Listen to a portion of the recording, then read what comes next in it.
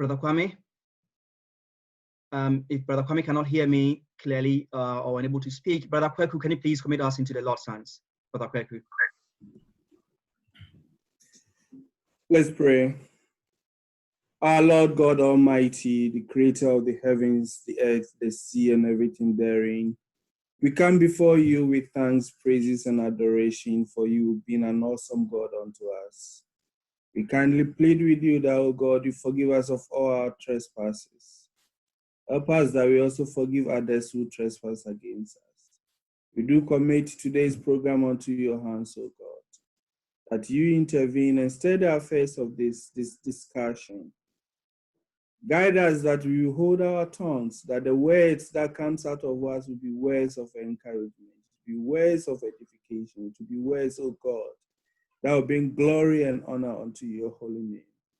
Touch each and every one of us, our hearts, that we will be receptive to the words that we receive, that we will go out there and live a life that emulates you, a life, oh God, that would allow people to see Christ in us.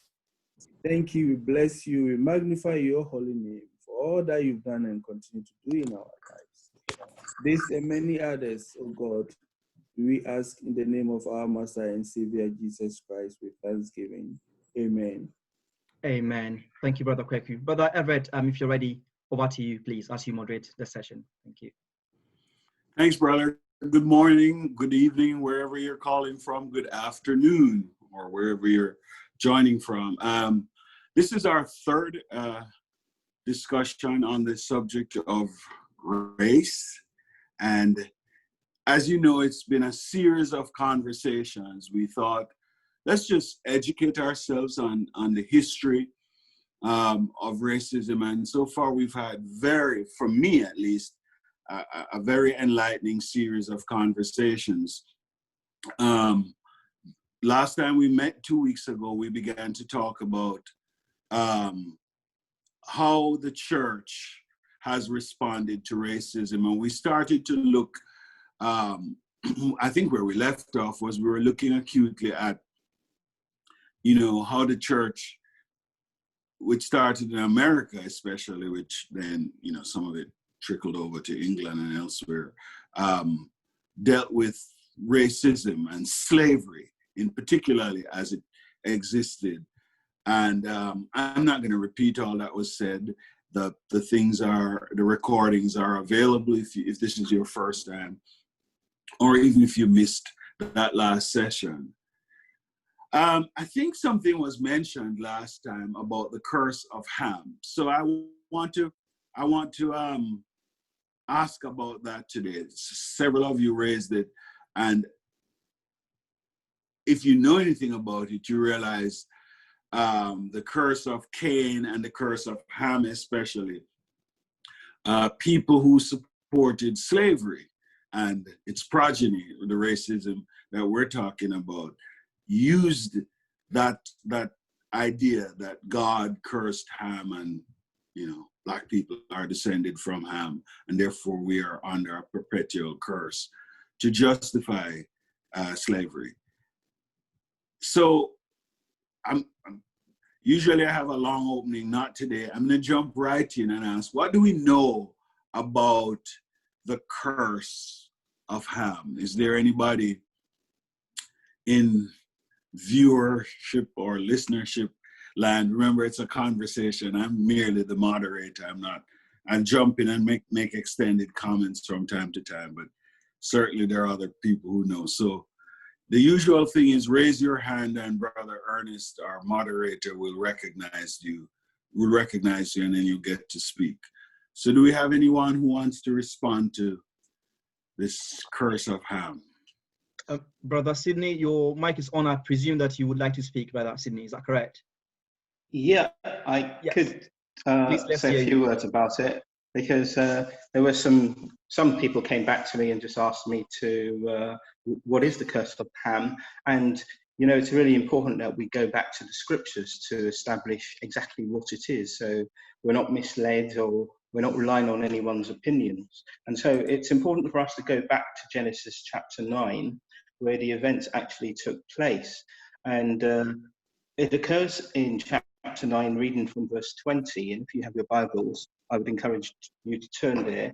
And it's just the first, there's 7 verses, basically. And it says, Then Noah began farming and planted a vineyard, and he drank wine and became drunk and uncovered himself inside his tent.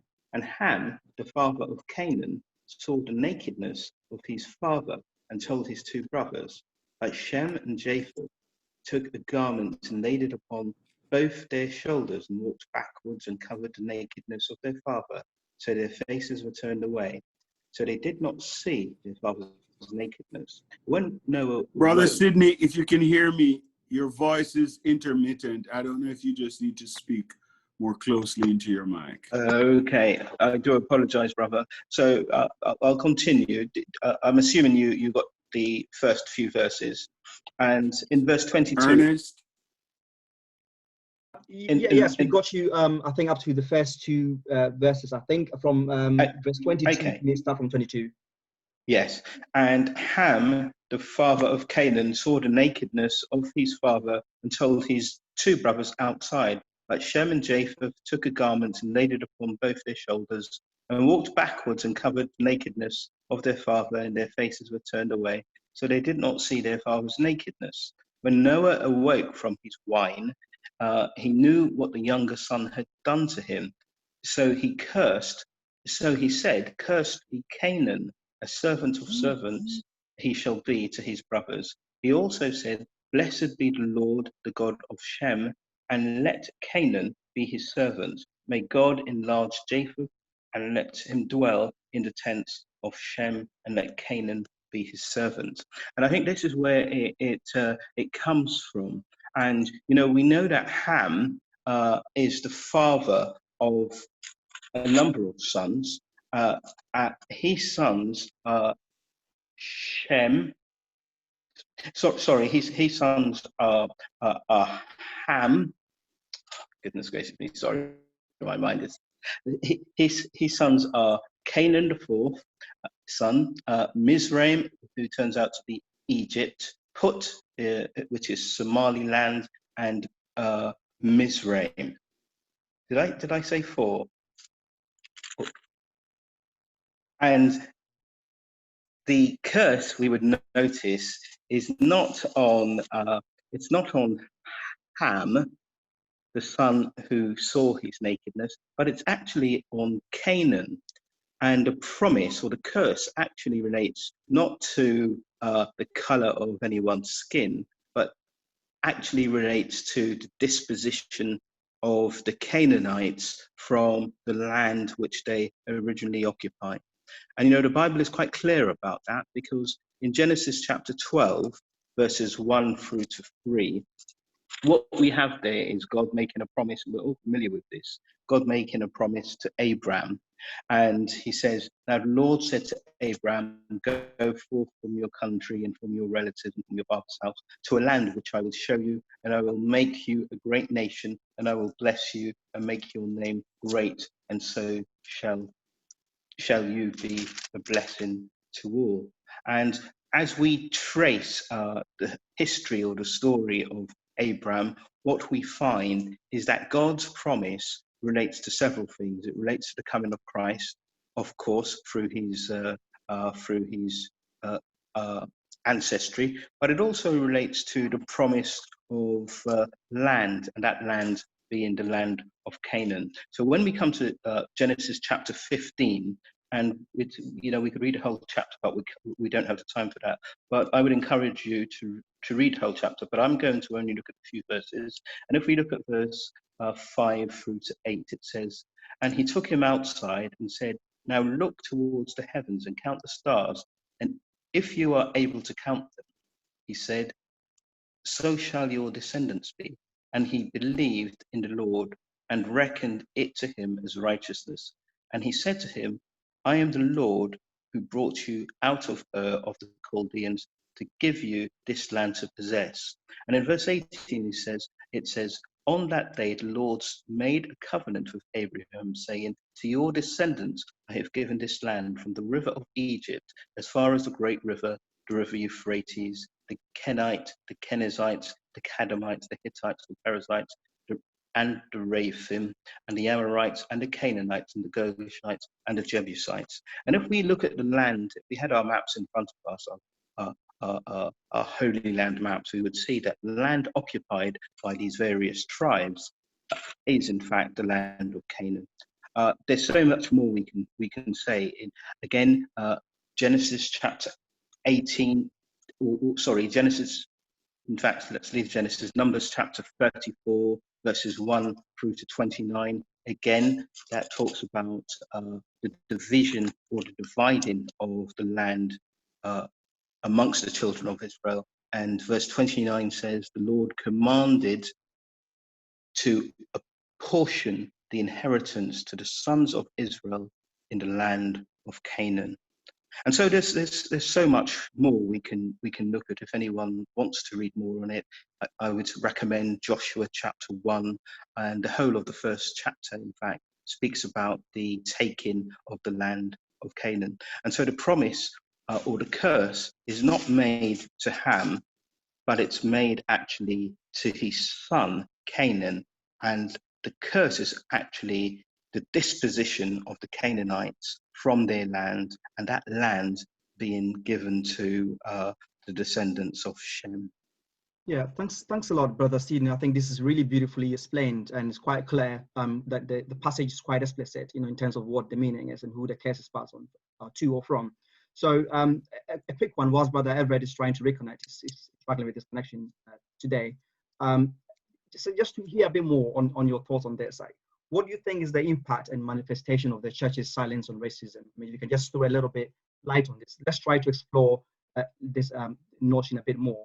What the manifestation of the church's silence racism is, because arguably there is this overwhelming argument that the church has been and is still largely apathetic and indifferent on racism. Some people find it interesting that the church is not silent about all social issues. For example, we express strong sentiments about abortion and gay marriages. So why is it that when it comes to the church business, or when it comes to racism, we are still silent and apathetic on this? Why does it still persist today, Brother Steve? Are you able to share a few thoughts on that, you reckon? That's a great point you've raised, brother. And the scriptures tell us, to him who knows what is right to do and fails to do it, it is sin. And so, as you've rightly pointed out, we speak about all sorts of things. We speak about all sorts of sins, but the sin of racism is something we as a church has been silent on. And that's why it was very important for us to have a look at the church in a historical setting. And we see the history of the church. And we see that when the church should have been speaking out, it is silent. And so from the founding, the Church of Christ grew out of something called the Stone Campbell movement in the middle of the 19th century.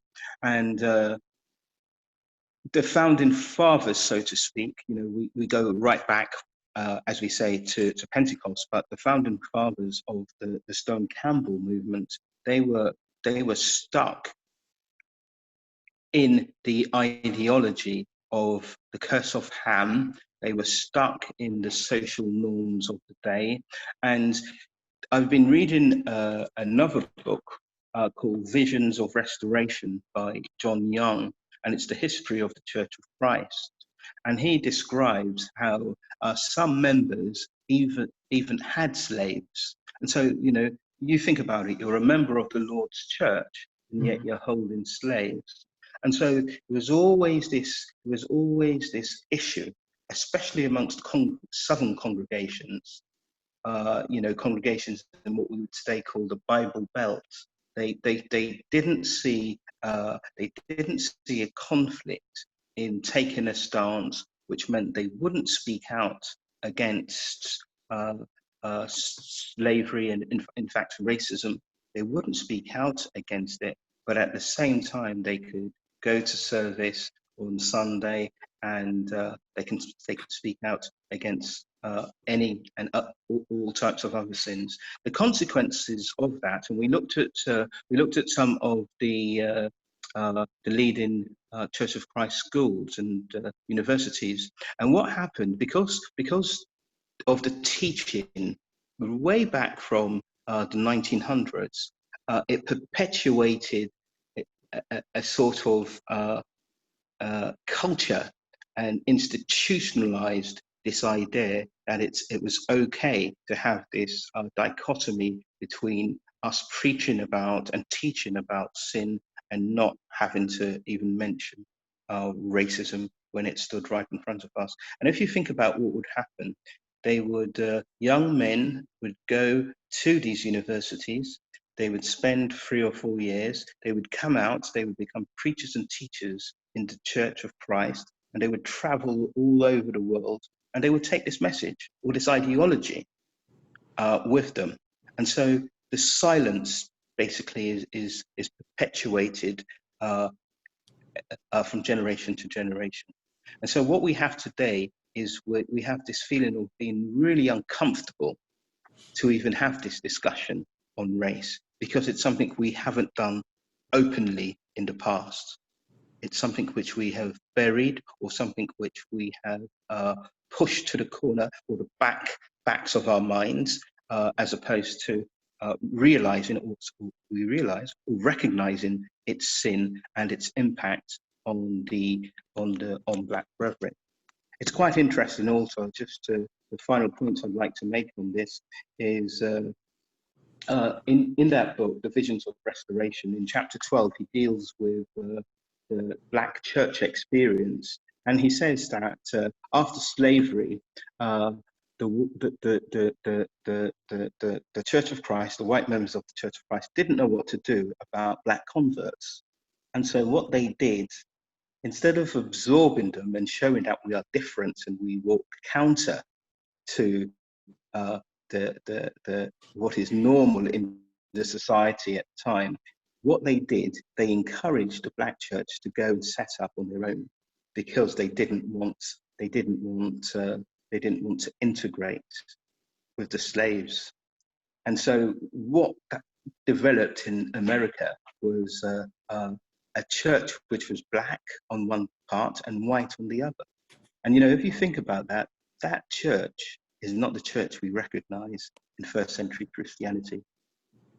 There is a massive dichotomy between that church and the church we find, for instance, in Acts chapter 13 in Antioch.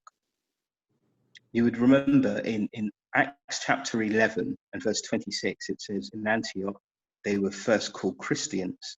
And they were called Christians because they couldn't identify them in their normal categories, or the categories of the day. They couldn't call them Jewish, they couldn't call them Gentiles, because they were so different. So they had to call them, and the term Christian at that time was a derogatory term. It wasn't something they were saying, oh, you're a Christian. It was actually a derogatory term, but it was the only way they could describe them, because they were so different. And you see what happened in the early years of the development of the church in the States is, as I keep on saying, they assumed a position of just falling in.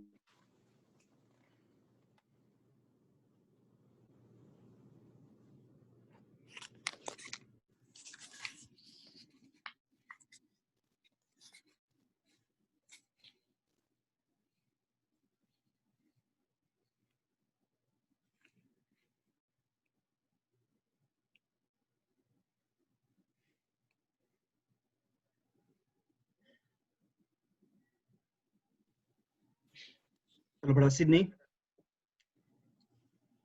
Hello, Brother Sydney. Can you hear me? I thought I was the one who was. Yeah, I think cut off again. Your connection, yes. Yeah, but I did want to. Yes, please take over. Yeah. I did want to add to what Brother Sidney was saying, that well, I wanted to ask him, really.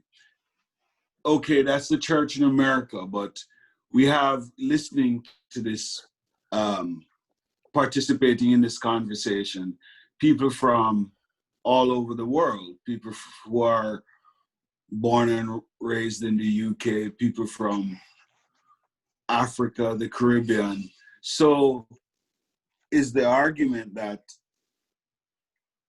that American brand of Christianity has spread and is impacting the Church of Christ all over the world. And then I also wanted to clarify that this is not just a Church of Christ issue, that is an issue in Christendom, not just the Church of Christ. It's Brother Sidney's analysis is applicable to almost all churches. Brother Sidney, are you back? Yes, I've just got back. I do apologise, brothers and sisters. I'm not sure what happened there. But go ahead, Brother Everett. I don't know how much you heard or. Yeah, I was hearing you, and then you dropped off there. So I had one question. Did you hear the first question? Is granted, this is the history of the church in America, but would you speak to the history, how that impacted churches of Christ in Africa, the Caribbean, and of course, the United Kingdom? Could you make explicit that connection? Yeah, it's very difficult because could be. I don't want to comment on in an area which I don't have any first-hand knowledge. But I would imagine it's part of the church's DNA. It seems to be, and so a lot of churches were planted by American evangelists in Africa. In the Caribbean, I know certainly in the island I'm from, Grenada, there was a number of American evangelists who established congregations along with and encouraged, supported brethren who went to America to obtain support and spend time in America and came back to the Caribbean. And so certainly there is this idea that this topic is not one which should not be discussed, and if it is discussed, it's generally frowned upon, or alternatively, it's discussed in hush hush, and there wouldn't be a conversation like this, basically. Yeah, I mean, when I went to preaching school in 1994, I remember in 1995, I searched assiduously in the library for what the Brotherhood said during the Civil Rights Movement. And I found little or nothing. It's as if that was taking place in another world that wasn't part of this world. And I remember I almost quit preaching school because I thought, how can I go to be schooled under these people who had nothing to say about the civil rights movement? And it seems like we've just gradually morphed into becoming a little bit more conscious, but there has never been a reckoning and a repentance for our failure to deal with this. And when I got cut off, and when I came back, I heard Ernest saying, in our churches, there's a lot said about hot cultural issues, but still there is a deafening silence on this issue. Yes. And then it's not just a deafening silence in terms of condemning it. There seems to be a lack of Christ-like compassion for those who are disenfranchised. And I think I imagine the same is true in the UK. Can I give you an example of what you've just said in terms of the lack of compassion? I'm not sure if anyone is familiar with Bible Talk TV, but Bible Talk TV is something which myself and my wife, we used to use every week as part of our personal Bible study. And it's presented by a church in Oklahoma. And the preacher there is a gentleman called Mike Mazzolano. And after George Floyd died, Mike Mazzolano, he preached a sermon which was so off the scales in terms of its portrayal of some of the things he said were, I don't understand why black people are crying crocodile tears over the death of a gangbanger and all sorts of nonsense. And people couldn't believe what they were hearing from the pulpit. It was so bad that it was actually picked up by the local TV. The local TV actually came down to interview him, and he had no comment. The good thing about it, a number of churches in Oklahoma, they came out. Their elders and their preachers and teachers came out and distanced themselves and said, "This is not what we should be standing for. This is not who we are." And that was really good, and that's really important because we mustn't be silent when members of our own church behave in this sort of manner. We mustn't be silent. We need to speak out, because what it reminds me of is the situation in apartheid South Africa. Because what happened there, the Dutch Reformed Church, they came out and they spoke up for apartheid. They said apartheid is God ordained. And that was an excellent opportunity for Christians, Church of Christ, to speak up and say, it is absolutely not. And we were silent. And so we shouldn't be silent when people like Mike Mazzolano, who in fact is a fantastic Bible teacher, but he revealed his heart. He revealed certain truths about himself by, what he preached. And so we shouldn't be silent against these people. If we are, then we become complicit, and we allow the situation to just continue. We must be the generation which makes a change. We must be the Carl Spains of our generation. We must be the Fred Greys of our generation. And so sometimes people say, what can I do as an individual? Well, what did they do as individuals? If you'd be surprised if you stand up and speak the truth. People who perhaps are uncertain will stand with you. Thank you, brother. I mean, there are 20 different places we can go, because at some point we have to step back and identify this as sin and ask, what does the Bible teach as sin? It's either a sin of omission or a sin of commission. And what guidance does it offer?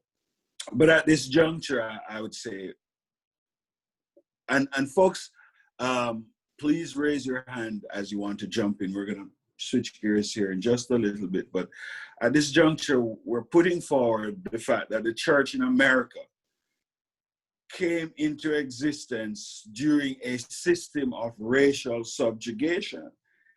And not only did it fail to oppose that wicked practice, but it actually specifically and tacitly gave biblical support for this, to justify this system of racial oppression.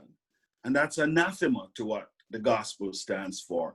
And it is no moment to point to Cain, the curse of Cain, the curse of Ham that's been dealt with, or the fact that Paul nor Jesus condemned slavery, and that Paul even taught slaves to obey their masters. He sent Philemon back. There are many ways to answer that. The slavery in the Bible is not the slavery of racial subjugation and oppression. It was like a terrible employment structure.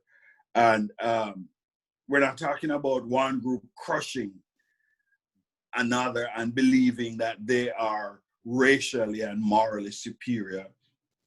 And that I have friends who told me just in their lifetime, and these are people in their early 60s, that they heard people even ask if Black people had souls. So, so there's no moment to justify that. So we're saying there's been a failure, a lapse, terrible lapse, and the consequences are still being felt today. And we're trying to put a finer point on understanding why we in Churches of Christ are uncomfortable. And Brother Sidney and others have shed some light on the history. But I want to ask and throw this out to the group to ask, are we a little uncomfortable standing up because we're Black, many of us like on this program, and we're the ones feeling the oppression? So it feels like you're fighting for your own right, or, you know, it feels awkward to defend yourself against a very big, well-oiled historical system. I know I feel a little like that sometimes. I feel like I have to explain to white people certain things that are wrong, and it's like, it takes my breath away that I have to do that. Does anyone else feel like that?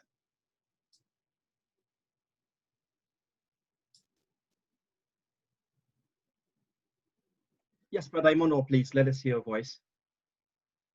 Yeah, thank you very much, Brother Sidney and Brother Everett. I think that, yes, there have been times that I've felt like it, just the start of it. I remember as soon as George Floyd was murdered, if I should put it like that, and we started talking about, some of us started talking about the behind the scenes, and then we had this comment come in our Bible study, and I felt, how are we going to do this? It's not a matter of not recognizing that there are some injustices being done over here. Something has to be done. But I was checking that against how we discuss this on the platform of the church. Especially, I have never had an instance where this has been discussed before. And when you are going to be the first or going to do something like that the first time, it is always, how would this come across? And how are we going to say this and be able to manage? Because it is a feeling that could arouse some, how should I put it? People are going to be, if care is not taken, you're going to open old wounds, and people are going to be emotional. People are going to be, it was such a difficult situation for me. Not that I'm scared for us to discuss it, but there is a seeming peace among the brotherhood. That is how I see it. And I feel that something is happening to me, something is happening to my race. It is me to let people know that, hey, you're doing something to me. I feel it. I feel negatively. Something has to, somebody has to stop. Something has to be done.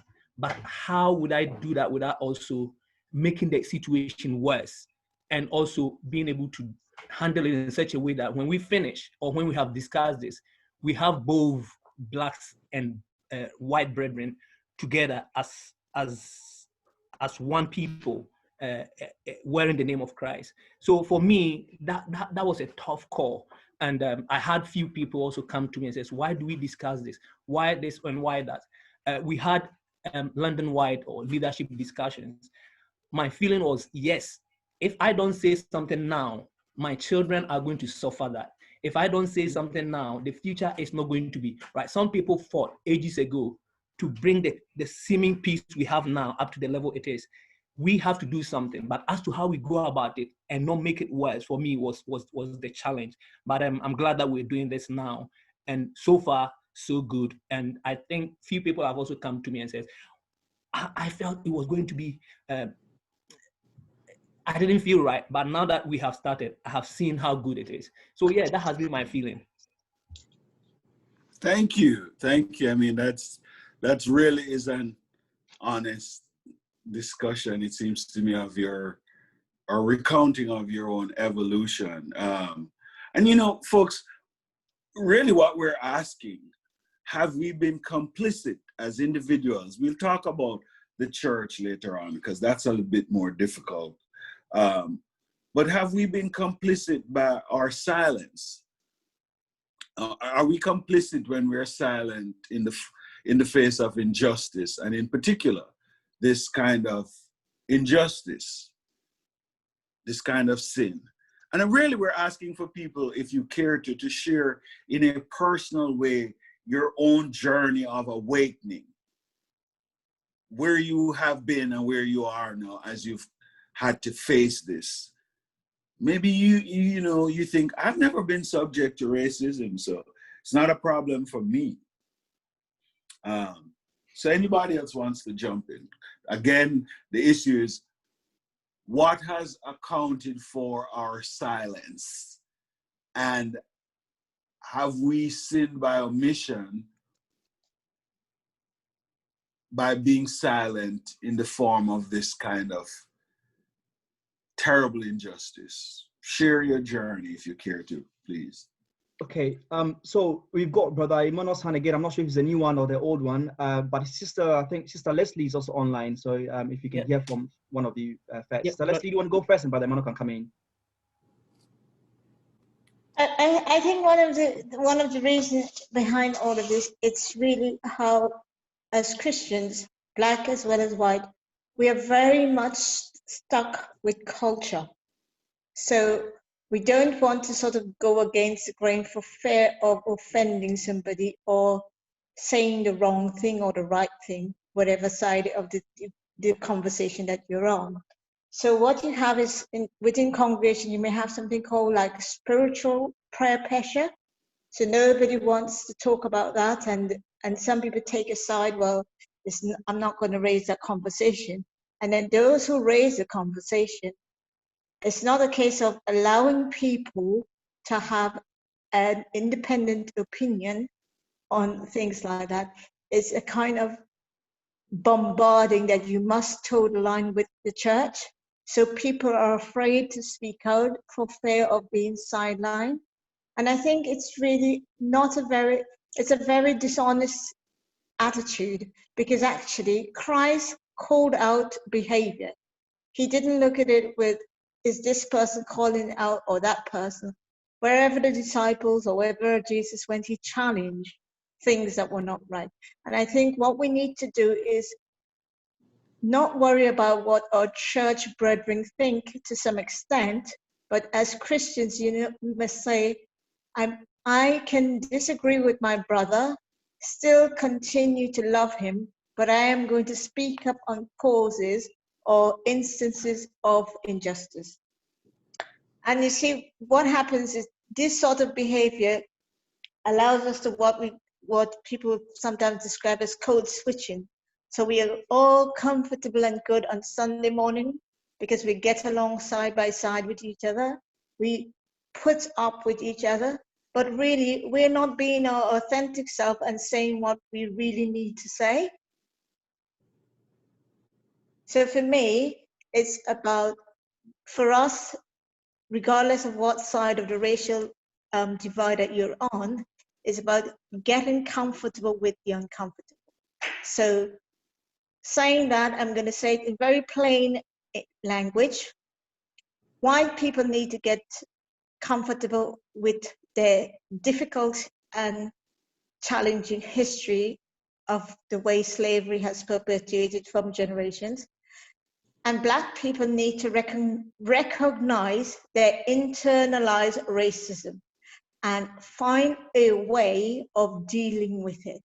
Because what we constantly do is sweeping it under the carpet because we are uncomfortable with it.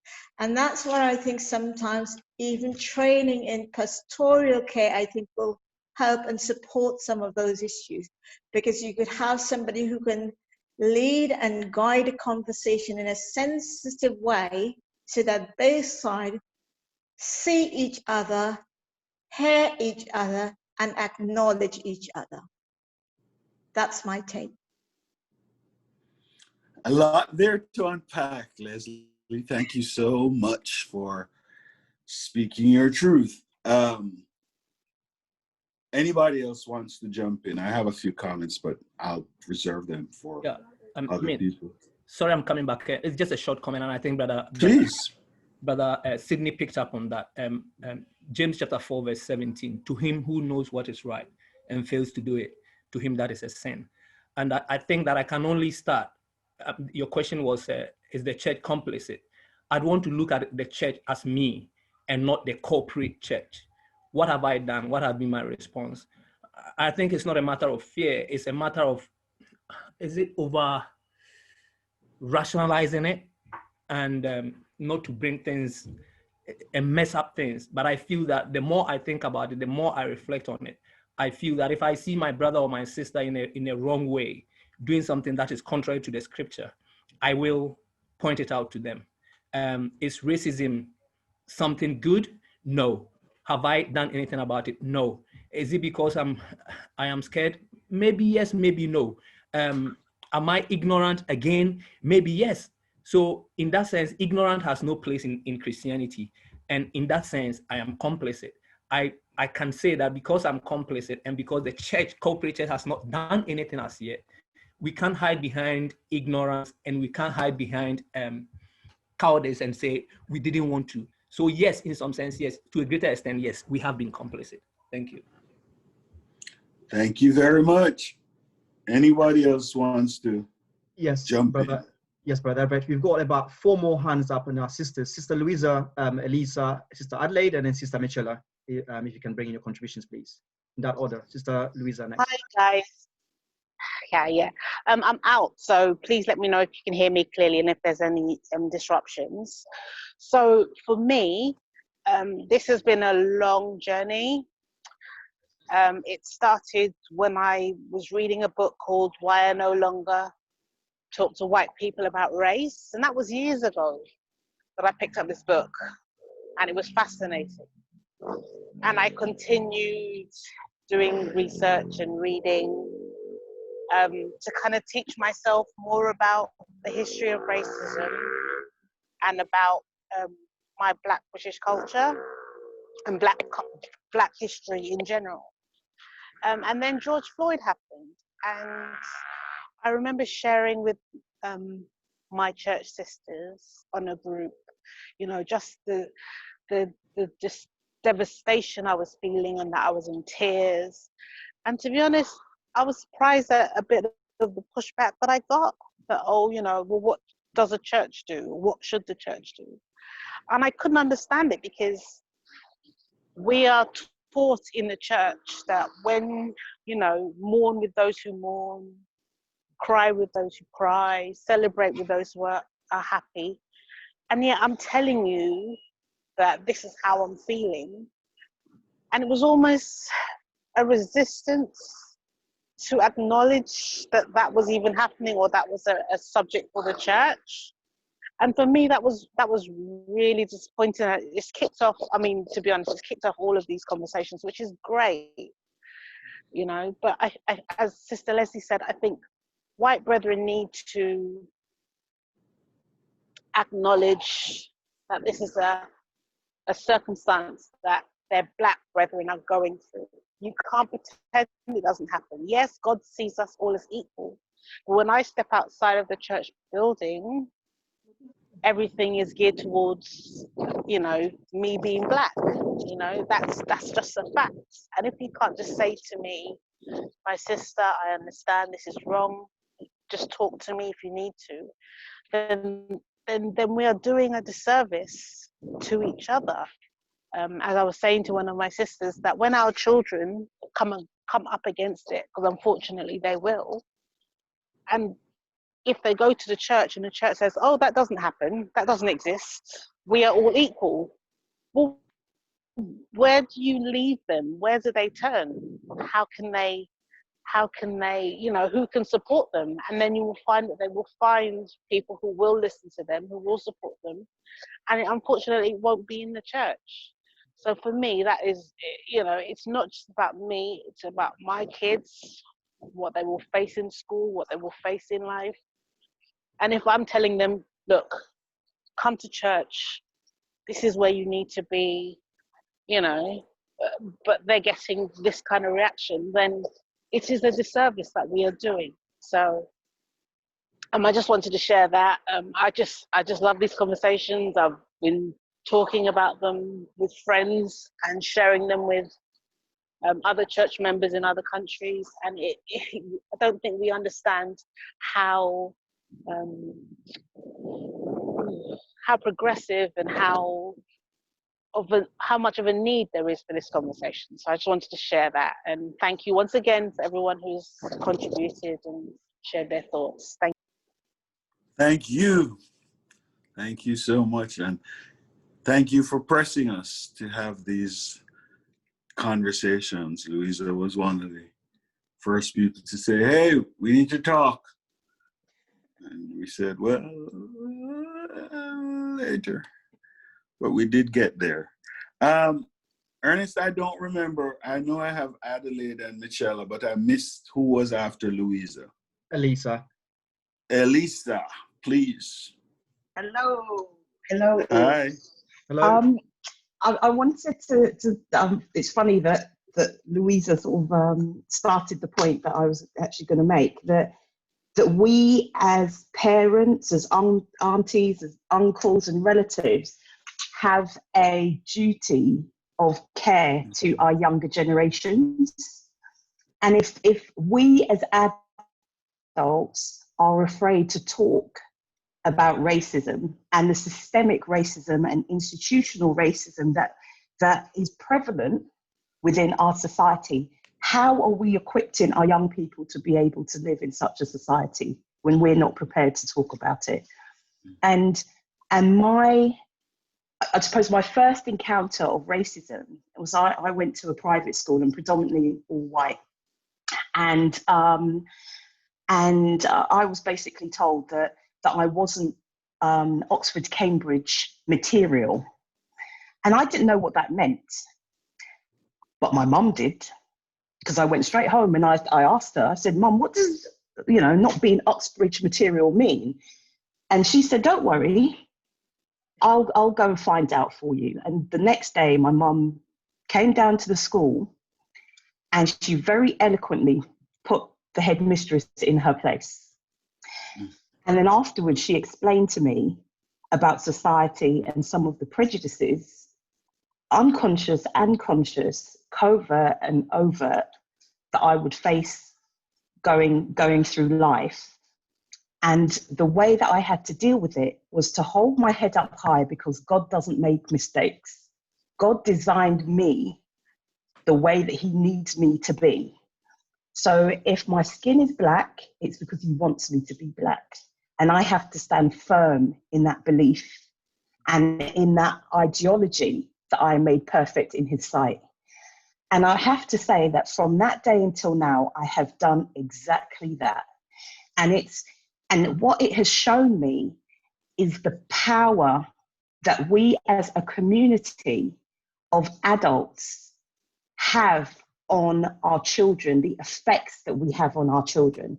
We can either empower them or completely undermine them in whether we tackle these issues or whether we decide to hide away or shy away from it. And the more that the church and individuals shy away from things like that, it's a disservice that we are doing to our young people and our young children, and it will never change. So I implore everyone on the call to remember that we have a duty of care to our younger generation, to lift them up and hold them up, the same way that our ancestors have gone through pain to uphold us and to get us to where we are. We have a duty of care to do exactly the same to our young people. That's what I wanted to say. Thank you. You mind if I follow up with you for a bit before we get to Adelaide and Michelle? I thought I heard you talk about the power of the community. Yeah. Somebody might be listening and they go, look, lady, take care of your own household. I'll take care of mine. You socialize your children, but when I come to church, I come just to worship the Lord. I don't see what the church as a body has to do with any of this. What would be your response? My response would be that the church is a community. And we've seen, there are so many examples in the Bible where we as a people, as in the Christians, are treated as such, that we are, whether you're black, white, green, purple spots, whatever, tall, short, big, that we are still a community. We are a people who are supposed to come together and support each other, not just in spirituality, but also in lifestyle. And that's our duty. That's what God has called us to do.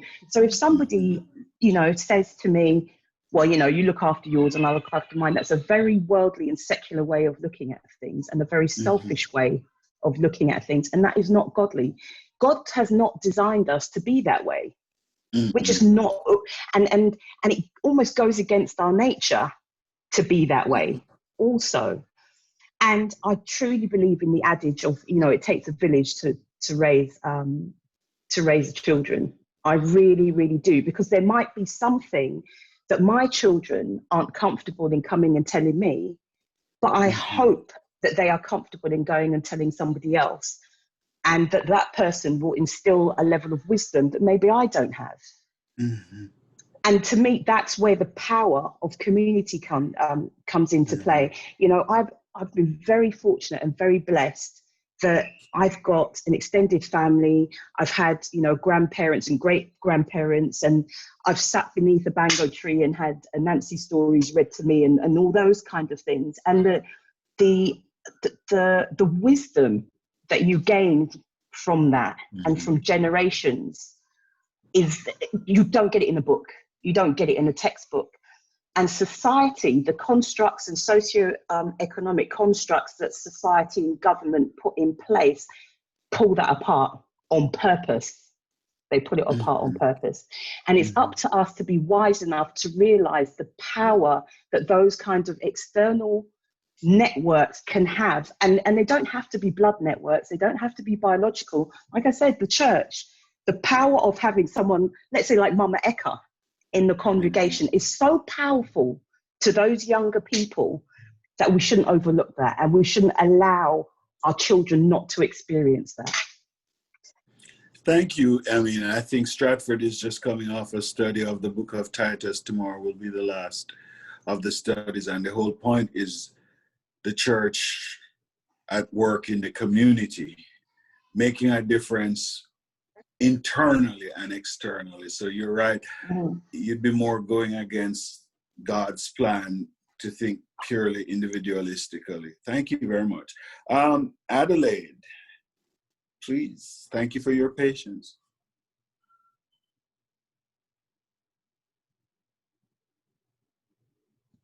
Thank you, Brother Everett. Thank you, everybody, for your comments earlier on. I just want to mention about experiences that I have had. Maybe I'll mention one for now because we don't have the time. And it started when I applied for a social work program.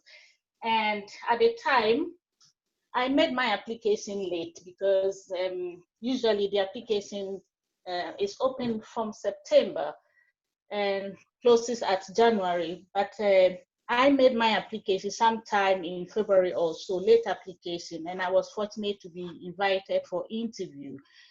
So at the end of time, what I was told is that because I made a late application, I wasn't qualified for a bursary, social work bursary, and so I had to self-fund.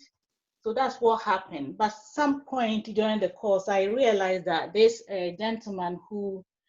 white gentleman who made his application later on in the year, sometime around August, managed to get the bursary. So I was wondering what might have happened. Was it a white privilege? Was it these social races we talk about? And so I was questioning, and I got to know that some other students didn't get the bursary, but they made the application earlier than this gentleman had done. So, well, I decided to fight. I decided to find out how I could get this bursary. So I realized that I could apply for 50% discount as a postgraduate student. So I did that, and I was fortunate to have the 50% waiver. So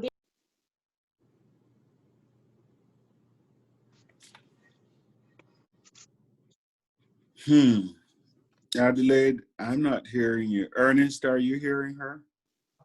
I think we lost her. Well, she's back. Sister Adelaide, can you hear us clearly now, Sister Adelaide? I can hear you, yes. Great. You went off a bit, but yes, please proceed. All right, sorry. I started by mentioning an example of the differences we face as Black people. And this happened when I applied for a social work program, because I made my application late and I was told I didn't qualify for the bursary, so I had to self-fund. Okay, so so when I got to the second year, I decided to team up with some of the mates who were also Black and did not get the bursary. And unfortunately, we didn't get the 50% off. And the unfortunate thing is that the lead of the program was not willing to support us. And we were wondering, was it because we were Blacks? Because this guy who applied late and was a white man got the bursary, so why were we not supported with all the evidences we had provided? But it ended over there, and I got to the workplace and I saw that, yes, there are these differences, but then when one begins to fight, it doesn't go anywhere because it's end up in the same kind of people to decide on the issue, and then so there was no headway. So I accepted it as a norm. But the one unfortunate thing is that even within the Blacks, we still have differences, and the more we try to behave like white, the more we are accepted within the society. And it's really sad. Sometimes it is sad because I, for instance, have my head locked, and I have so many Black women talking about it at workplace, and I have sisters within the church talking about that. And I say, yes, I have to keep my identity. I don't have to stretch my hair. I don't have to change to see somebody's expectation for me to be accepted, because I don't really have to live to the expectation of somebody. I have to live as God has created me. And so I leave that to people to really judge or make up their decision about who I am and whether or not to accept or reject. Thank you. That's an amazing story, and I bet it isn't unique. Your journey is not. Thank you for sharing it. Just before Ms. Chella speaks, so we are oriented, we've turned inwardly to do a bit of soul searching. We're asking we're discussing our own journeys and experiences and sharing stories, and we're particularly looking at why we have been silent and not spoken out more. All right, please, Michelle. Hi, guys. Well, my my journey with racism are getting involved with all of this. I think it started because I did my degrees in history, and a lot of it is in Caribbean history. We looked at American history and European history. So I've always known about the history of slavery and the effect of racism and all of this. But I think it's several years I started reading literature and actually delving into the whole history, and getting familiar with the terminologies and the phrase and that sort of thing. But being also as a school teacher, this is something you come across, because I remember the first time I went to my present school, the first question I got asked is, do you smoke marijuana? And that is part of the stereotype of being Jamaican. Even before that, at university, because I went to the University of Nottingham to study law, and during the week of orientation, I was asked, can you get me some of that spiritual stuff? And I was like, what are you talking about? And only to realize that because I'm Jamaican, and from that, so that would be the stereotype that's associated with Jamaicans. And I'm sorry, my housemate is doing some drilling outside there. So if you hear that noise in the background, let me see if I can move out. So those are some of the things. And then you go to work, and then you have people pushing their hands in your hair. I walk into a classroom, and I'm assumed to be the tier, not the head of year, coming in to check on the kids. So there are little subtle things. It's not as extreme as Adelaide. I remember I went for a job interview, and there were 5 candidates, 2 white, myself black, and 2 Indians or Asians. And we were told at the end of the interview it was for 1 person. They created another role for the next white person. Then the 3 of us were told that we don't fit into the culture of the school. So then that veiled language of saying it doesn't fit into the culture of the school, what does that mean? It's not blatant that they're telling you we're not accepting you because you're black or people of color, but the language that was being used is that you don't fit into the culture of the school, which is one of these coded language to say, we have fit our quota of diversity, no needs applied. So, that sort of thing. So back to the question on why is it that we're silent within the church? And I think it's comfort, if we think about it. And this whole idea also that being passive, we mistake passivity for peace. We want to keep the peace. So instead of being active and acting a positive way to make change, we remain silent and be passive instead of being active and bring about, even though do it in a peaceful way, bring about change. So I think we tend to mistake being passive for being peaceful. And also we're comfortable. We don't want to rock the boat. We don't want to rock the status quo. And we think, and a lot of time we also think the fact that we disagree with each other, that means division as well. So I think these are some of the complexity or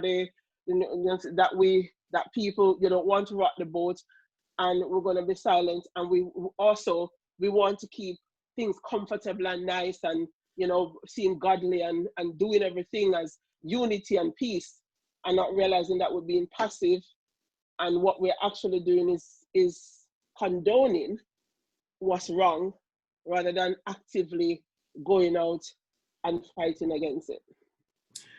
Thank you. And if you look at John 9, you see a lot of peer pressure at work. I mean, I think when you belong to any group, you immediately face a level of pressure not to break the norms. And for the reasons Michelle just advocated, that Leslie advocated too, there may be some added pressure in the church. After all, being a peacemaker is something that's lauded, but of course, as we're saying here, that needs to be balanced against so much more. Somebody said earlier, we're supposed to speak the truth in love, and there's a difference between being silent and passive and speaking the truth in love with kindness. Really, what we're talking about is following in the steps of Christ. I want to shift slightly to talk about Black women and racism. And whereas we're not going to get into a discussion per se on the role of women in the church, this is not the forum we're going to discuss that in. As for me, it would be a little bit disingenuous to discuss racism and not to talk about what our sisters face, not put that under some kind of a microscope. And fortunately, we've been hearing from some sisters. But my reasons for saying that is, it is a man's world,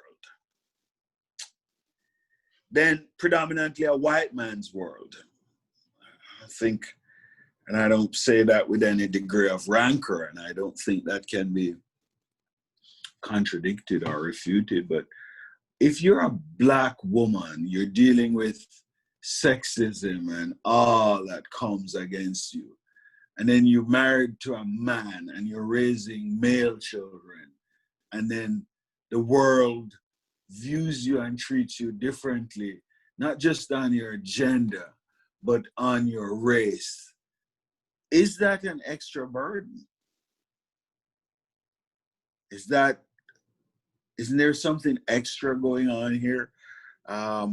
We heard wonderfully from the mothers concerned that they've got to at least, at a minimum, socialize and prepare their children for living in this wicked world, and saying they need support from the church to do that. So,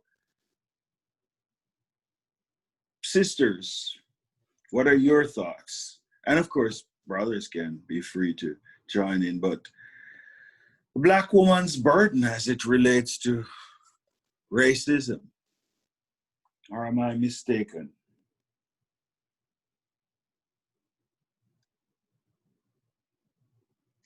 Any hands, Brother Ernest? Yes, Sister Leslie, or is it Brother Sydney, rather? No, it's me. Sister Leslie, go for it. Yes, Me. go for it. I think going back in a sort of original discussion when we started this is that whole idea of power. And this is what I think Brother Everett alluded to in the beginning of having this conversation. Because the society is set up in this patriarchal way, and this idea of white and their dominance and making decisions, it is like a handed down attitude and behavior. So it's like, just like how you see racism gives birth to colorism. So this is what has perpetuated this idea. And the challenge that I would possibly or even picked up on being a member of the church is that, yes, doctrinally, women should be silent in worship and places in the context. But what tends to happen is that people overstep the mark, so they actually think that women should just be silent. And that, I think, it's more of our socialization, cultural way of being, rather than a biblical teaching. That's my view on it. That's succinct. That's awesome. I don't have any quarrels at all with that. In fact, I go quite a bit further, but I won't do it in this forum today. But yeah, power. Sister Lisa, and then Sister Mishla. So I think it's funny that that you mentioned, Brother Everett, about almost the pressure and the burden. See, I see it completely different. I see it as a blessing, being a Black woman, because we are the mothers of nations. We have been given that blessing, and that's such a huge task, but such an honor also. And for me, as a Black woman, I just think, amen. Thank you, God, for giving me the power to be able to nurture boys and girls, and to have the influence that I can have on generations to come. And that's why I think it's a blessing. And I think also, I mentioned about socioeconomic constructs. Most of them are actually geared towards oppressing Black men. So a lot of the time, Black women can kind of go under the radar. And for me, that sort of covertness, SIS type, under the radar, it empowers me, because I think, okay, I can see that you're focusing on the men, but what you're not realizing is that behind every strong man is a strong woman, and you're leaving off the woman. So if you're leaving off the woman, that means that I have to step into that and not only support my Black brothers more, but also use the power that has been given to me and the blessing that has been given to me to enrich my community, to enrich my children and my sons, because I've got 2 sons. So very, very personal. And and that's my role. I feel that it's my role. It's my honor that God has blessed me with these children, because he knows that he's designed me in a way that I'm able to give them what they need to succeed in the world that they are going to be living in. So getting them to understand their history and their heritage and be proud of it is, for me, very key. So, you know, I mentioned about things like Anansi stories. Loved it growing up, because it's children then get to see people who look like them. You know, it's unfortunate that the news that we had today about Chadwick, and that really touched me, because the fact that my children and the younger generations were able to see a Black superhero, that is so powerful. So powerful. And to see a Black president, Obama, once again, so powerful. And the building blocks are there, and it's up to us to keep reminding and building on it. I mean, there's so many communities. There's, you know, like there's the Moors, there's the Kush. There are so many things in our Black history that is never taught secularly. And it will be, a long time before they do that. But at home, though, we can do that.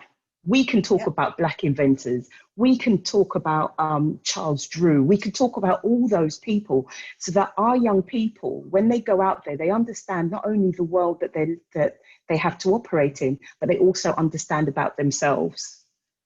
And I see it as I mentioned, I see it as an honor to be a Black woman. Thank you for sharing that remarkable perspective, sister. My pleasure. Sister Michelle, and then Sister Maureen.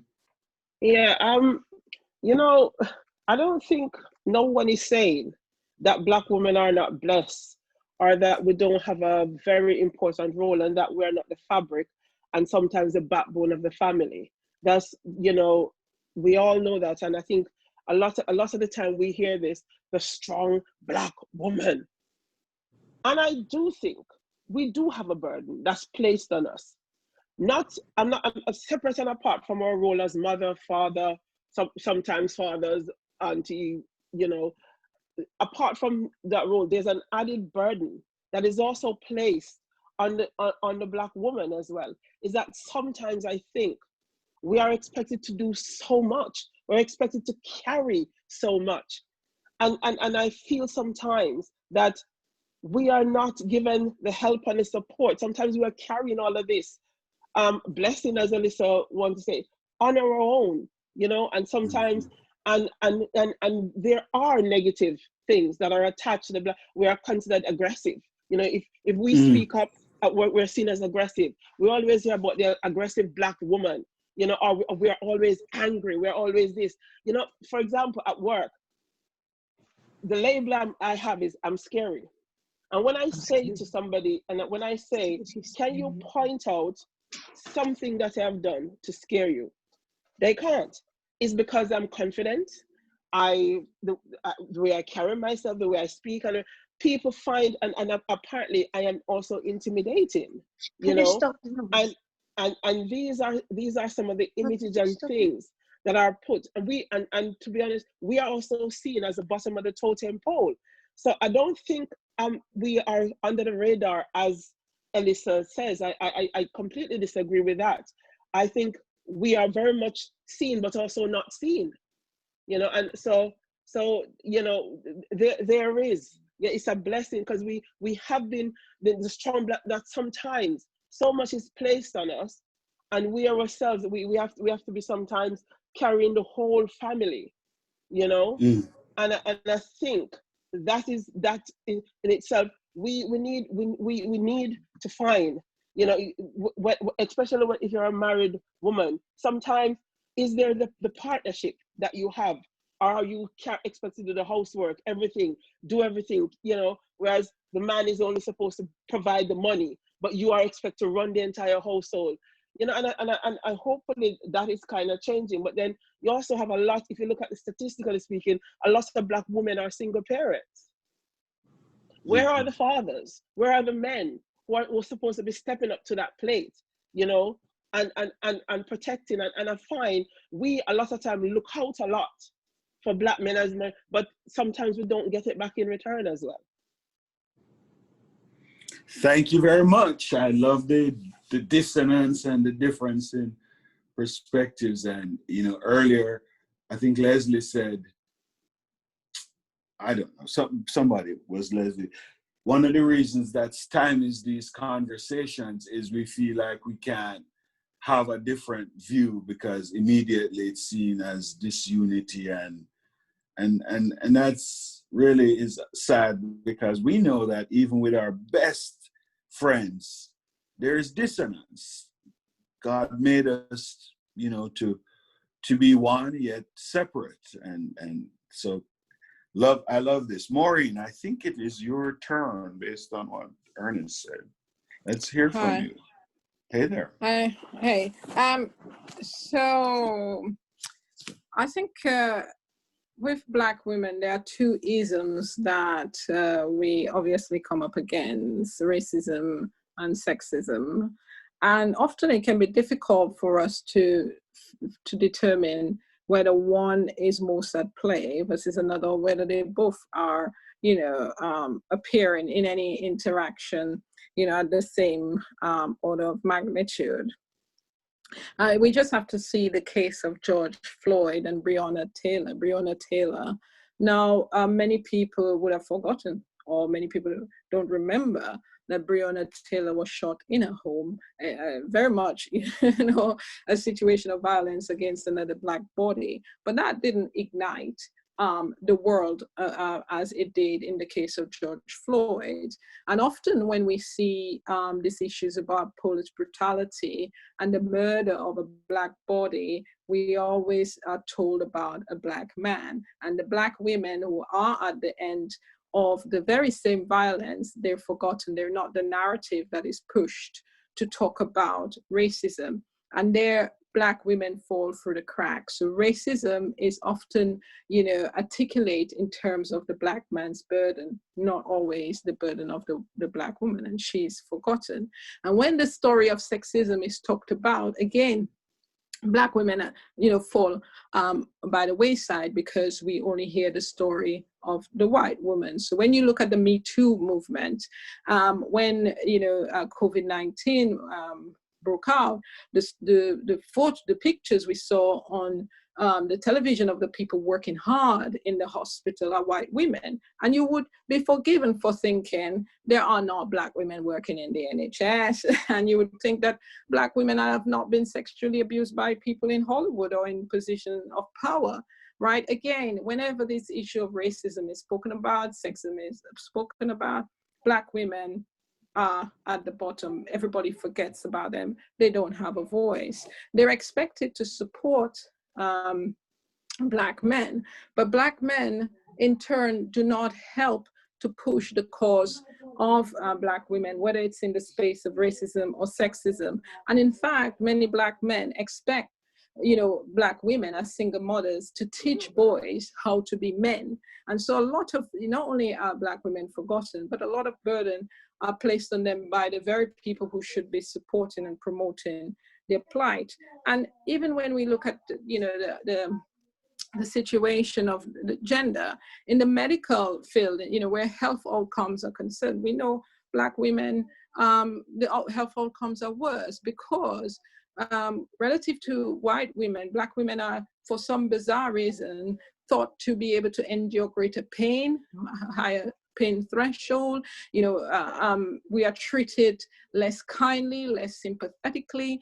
And so you find, you know, again, where sexism and racism are concerned, we come out the worst, right? And yes, there may be, you know, this idea of the strong Black woman, but what that does is perpetuate a belief in Black women that they must be everything for everyone.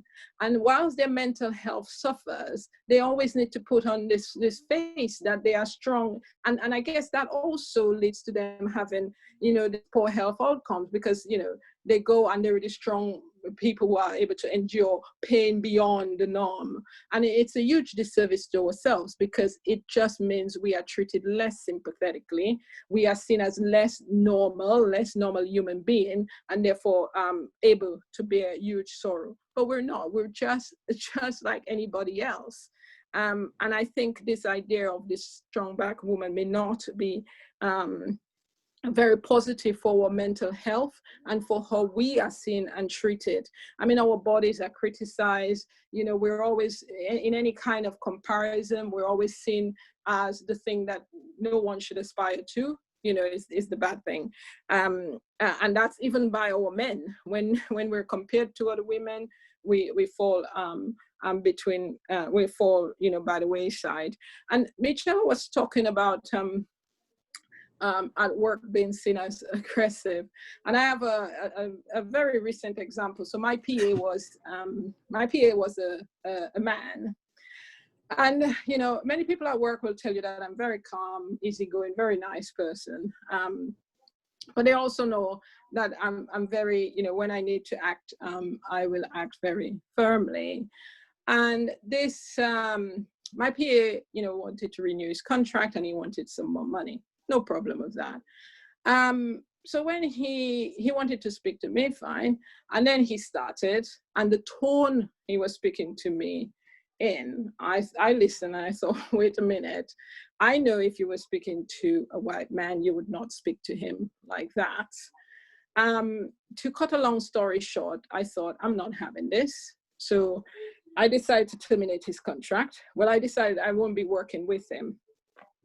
But he thought, as a man, you know, he has a lot of leeway in, you know, describing me as being aggressive towards him, etc., etc. But, you know, I've been at the company for a while, so people do know me. But even in handling him, even though he was my PA and I, you know, I'm in the senior position, I had to be very careful.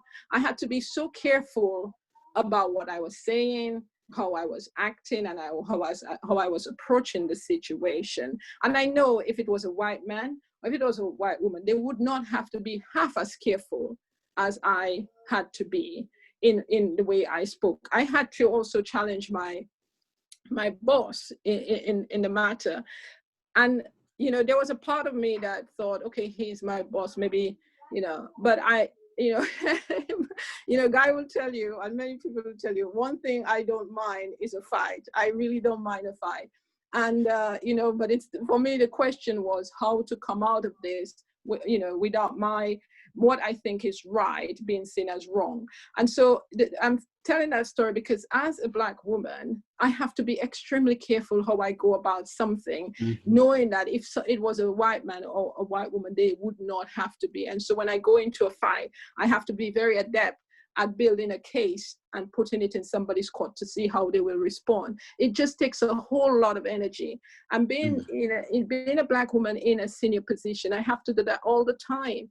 You know, I have to be very, very, you know, light on my feet and, you know, thinking very fast in terms of how, you know, I ensure that my good is not evil spoken of. And as I said, that takes away this brain space that I would have spent doing something much more productive.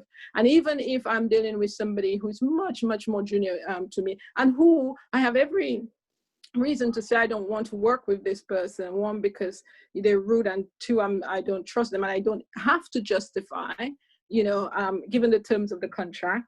You know, I found myself having to do a lot more work to justify a decision that was well within my rights to make. But you know, that's just to you know, add to, you know, the you know, how tricky it is for a Black woman to exist in a space that is both racist and sexist. Thank you. These are fascinating insights that, you know, arguably all of us on this, participating in this conversation, could have gone and educated ourselves just even by asking. But I'm so thankful to be hearing these stories and these perspectives, and given some of these are facts. to educate myself. Thank you. Is there anyone else who wants to jump in on that? Again, we're just saying we can't have a talk about racism without spending a few minutes talking about that extra burden on Black women added to all the other burdens they face.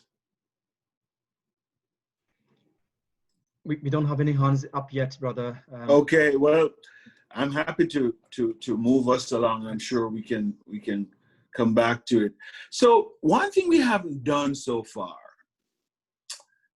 and by the way, in case you don't know, we are reserving a few minutes today to start to talk about, okay, we've said all this, so what? What, if anything, can we do? What should we do? What must we do? But I wanted to talk a little bit for a second about bias versus prejudice and racism. Well, what are those? And then, you know, and then I also want to talk about the byproducts of racism, you know, colorism, internalized racism, bleaching, and for our brothers and sisters who are from Africa, maybe we want to talk for a little bit about tribalism and whether that fits into this discussion, and if so, how. Because sometimes we're very confused. We're like, well, Black people can be equally prejudiced.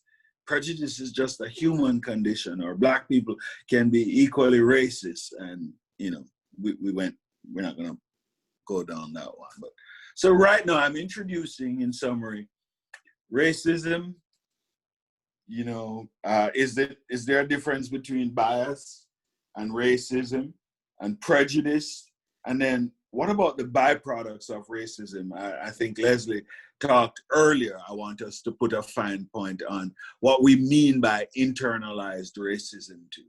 Because to me, no discussion of racism would be complete without talking about internalized racism. So jump in.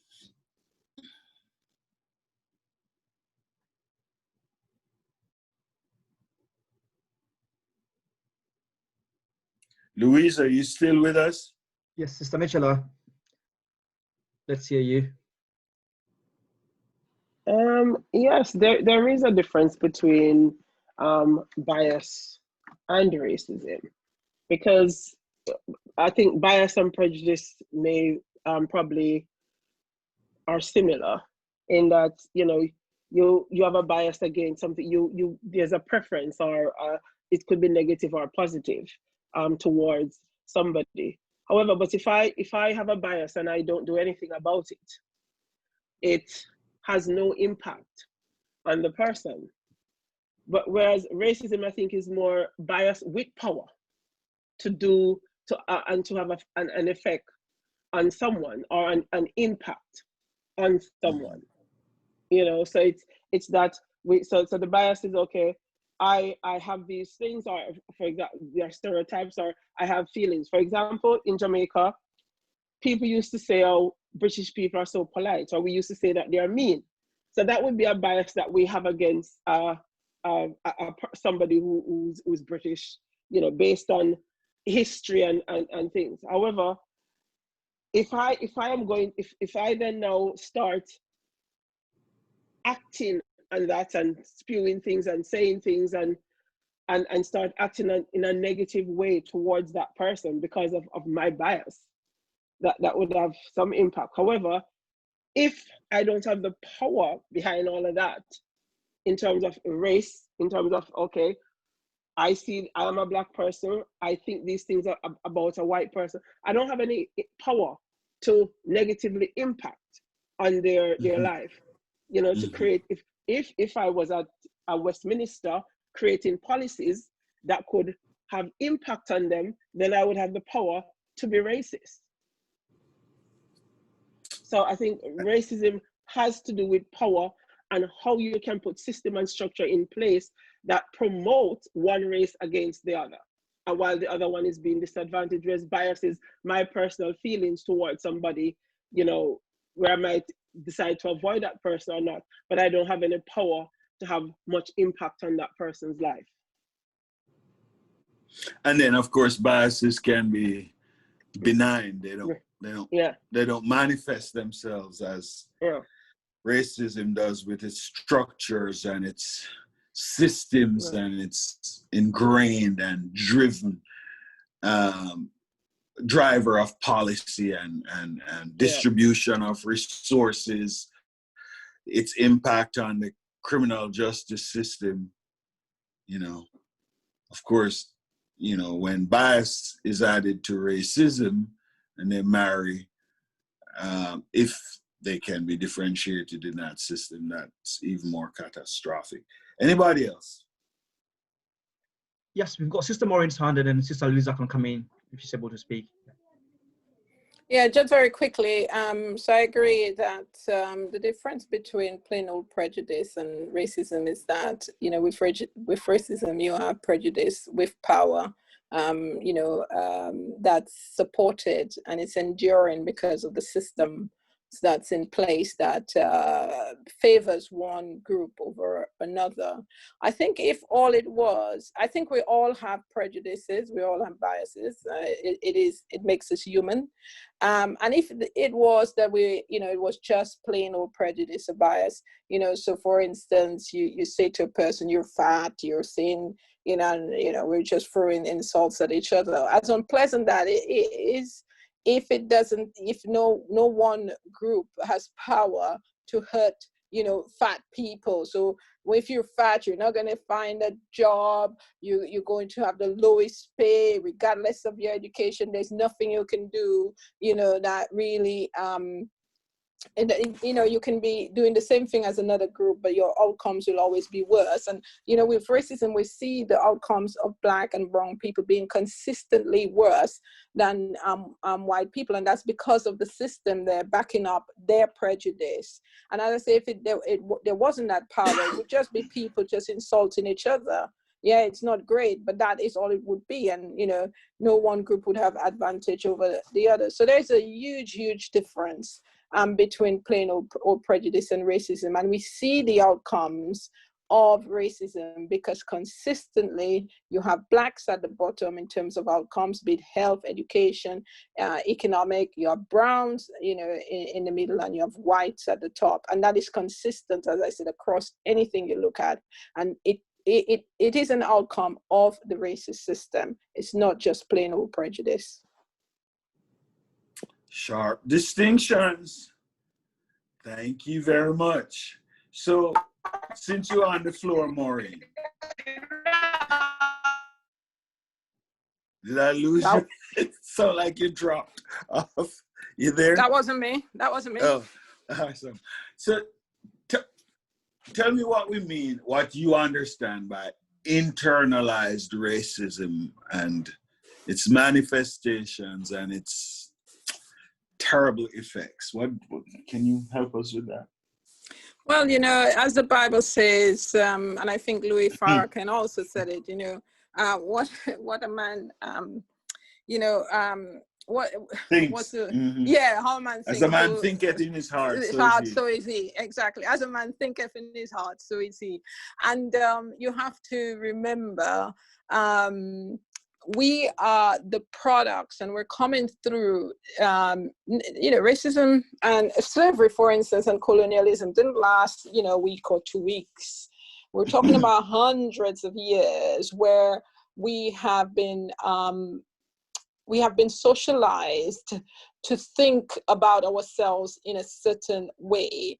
And we could be the strongest, we could try our very best not to conceive of ourselves or our people as a whole in that way. But that is how we are socialized through the education system, what it tells us and who it tells us we are, what it tells us our history is, and what it tells us our place in the world is, through, the very people who we rely on to build us up, our teachers. And you hear many stories, people will tell you their teachers told them, you're not good for this, you're good for something of a much lower economic and social status. So this is our history in a Western world, being told time and time again for hundreds of years that we do not belong, we are not good enough, and we certainly are not as good as white people. And so, you know, that we have internalized. We think about each other that way. We think about ourselves that way. And it's no surprise that it is possible, very possible, for Black people to be racist against Black people, right? To even act in ways that limit other Black people's outcomes, whether it is if we have the power to employ others, right? And we find that we think the face that fits, or the people who are more able are white, we are simply facilitating and enforcing, you know, the racist system. So make no bones about it, because we are being taught to hate ourselves, and not so much hate ourselves, but to think about ourselves as lower, we too can participate in a racist system because we don't see ourselves, we don't see each other as good as, you know, white people. And it takes years. We have to recognize this is what is going on, and then to take purposeful steps to reverse that way of thinking. Because what has been created, we can deconstruct, but you have to first know what it is that you need to deconstruct. Mm-hmm.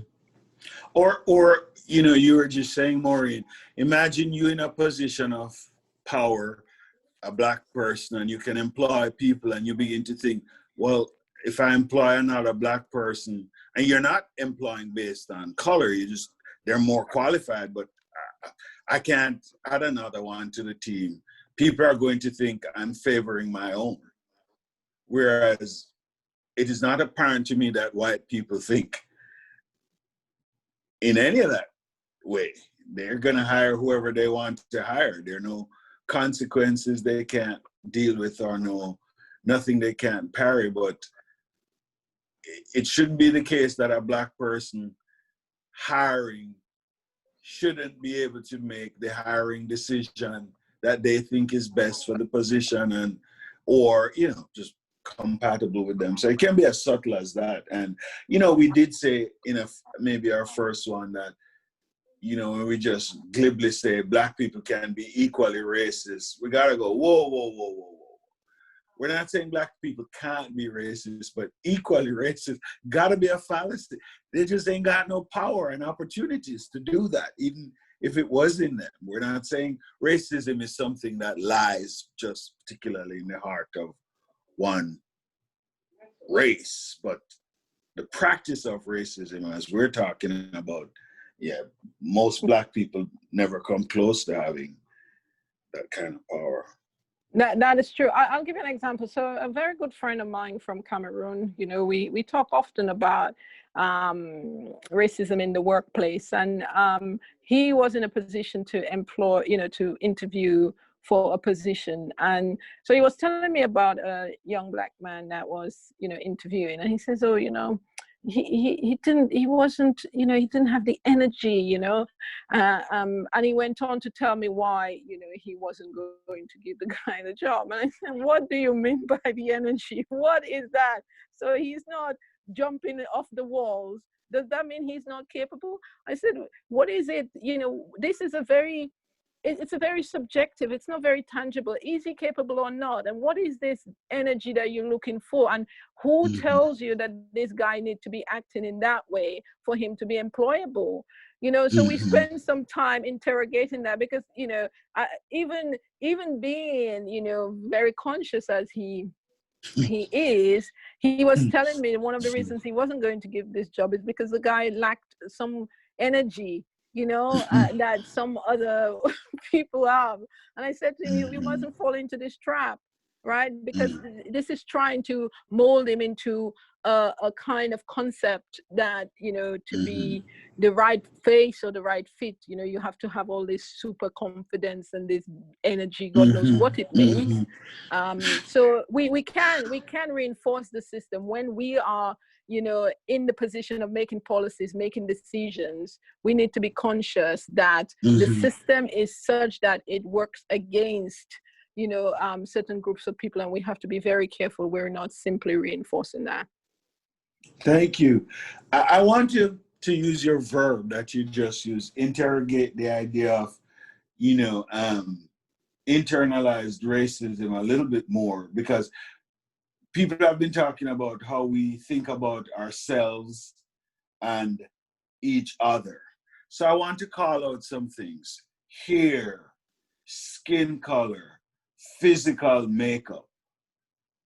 Are we socialized to think a certain way about these things? And don't we actively have to combat those things? I know I do. There's no hypothesis here for me. I've had to talk to myself for years about these things, but I know what I already know. So love to hear from some other people. Yes, we've got Sister Elisa, and then Sister Leslie, and then Sister Nancy. In that order, please. Sister Elisa.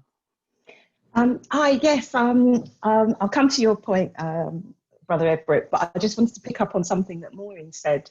And actually, no, it does touch upon what you're saying as well, about it's all about identity and how comfortable we are with us.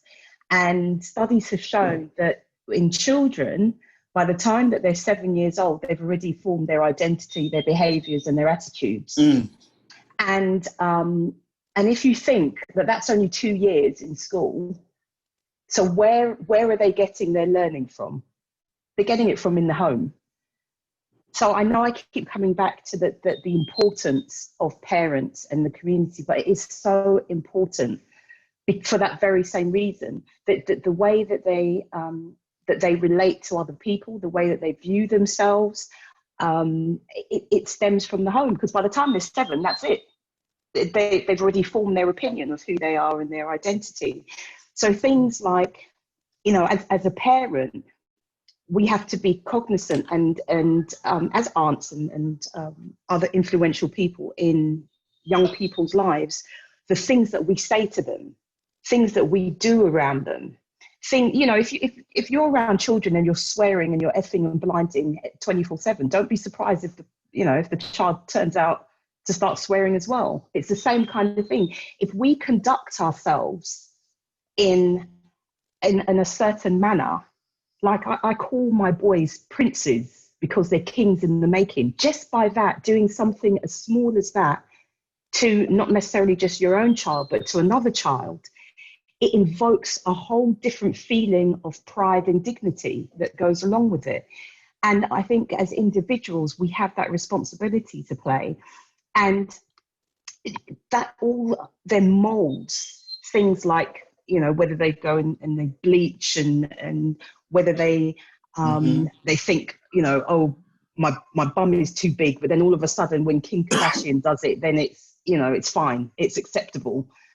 And when Miley Cyrus is doing whatever she's doing, it's new. But we all know, in terms of the slave trade, that things like a woman's body was objectified, whereas now, because Kim Kardashian has made it popular, it's not so much, or it's more acceptable for them, but it's still not acceptable for us. And teaching our children that level of resilience and pride in who they are, I think it's what will help them later on in life to understand that, and encompassed with, like I keep saying, God doesn't make mistakes. I think will help them on that journey of self-discovery and self-acceptance more than anything. I remember I was having, funny enough, a conversation with Louisa, I think it was probably last week, where sometimes I think that we feel when we get to a certain level, or we get to a certain level of power, that we're almost grateful for it. We're grateful that we've reached this level. Thank you, Massa, for the crumbs that you have given me, type thing. When actually, we've probably had to work twice as hard to get there, and we are deserving of it. And the phrase that I use with Louisa is, I'm not going to dumb down my colours and my brightness because somebody else can't take the rays. That's not my role. My role is to shine as much as I possibly can and not allow someone's fears and perceptions of me and my race be projected on me and allow me to accept that. If they can't accept my brilliance, they better go and get some sunglasses, because I'm not dumbing it down. Because I've got a responsibility to the rest of my community to show that brilliance. And I think it's something that is quite subconscious, that we don't realize that we're almost, you know, when you do get into those powerful positions and you're sitting in the boardroom and you're the only Black person, that you almost feel grateful to be sitting there. It's not, we shouldn't feel grateful. We should be standing there saying, yes, I deserve to be here. And actually, you don't deserve to be here. There's somebody else who deserves to be here, and I'm going to help that person sit there. So it's almost another thing about helping each other in our community shine and not hide or show, or yes, you can get a drink. Sorry about that. And not hide our talent and our brilliance under a bushel, because we're not supposed to be like that. We're not supposed to hide our talent like that. Thank you so much. I think we had Leslie. My point is on this whole idea of this internalized racism, and this is exactly what we have inherited by virtue of how we were socialized.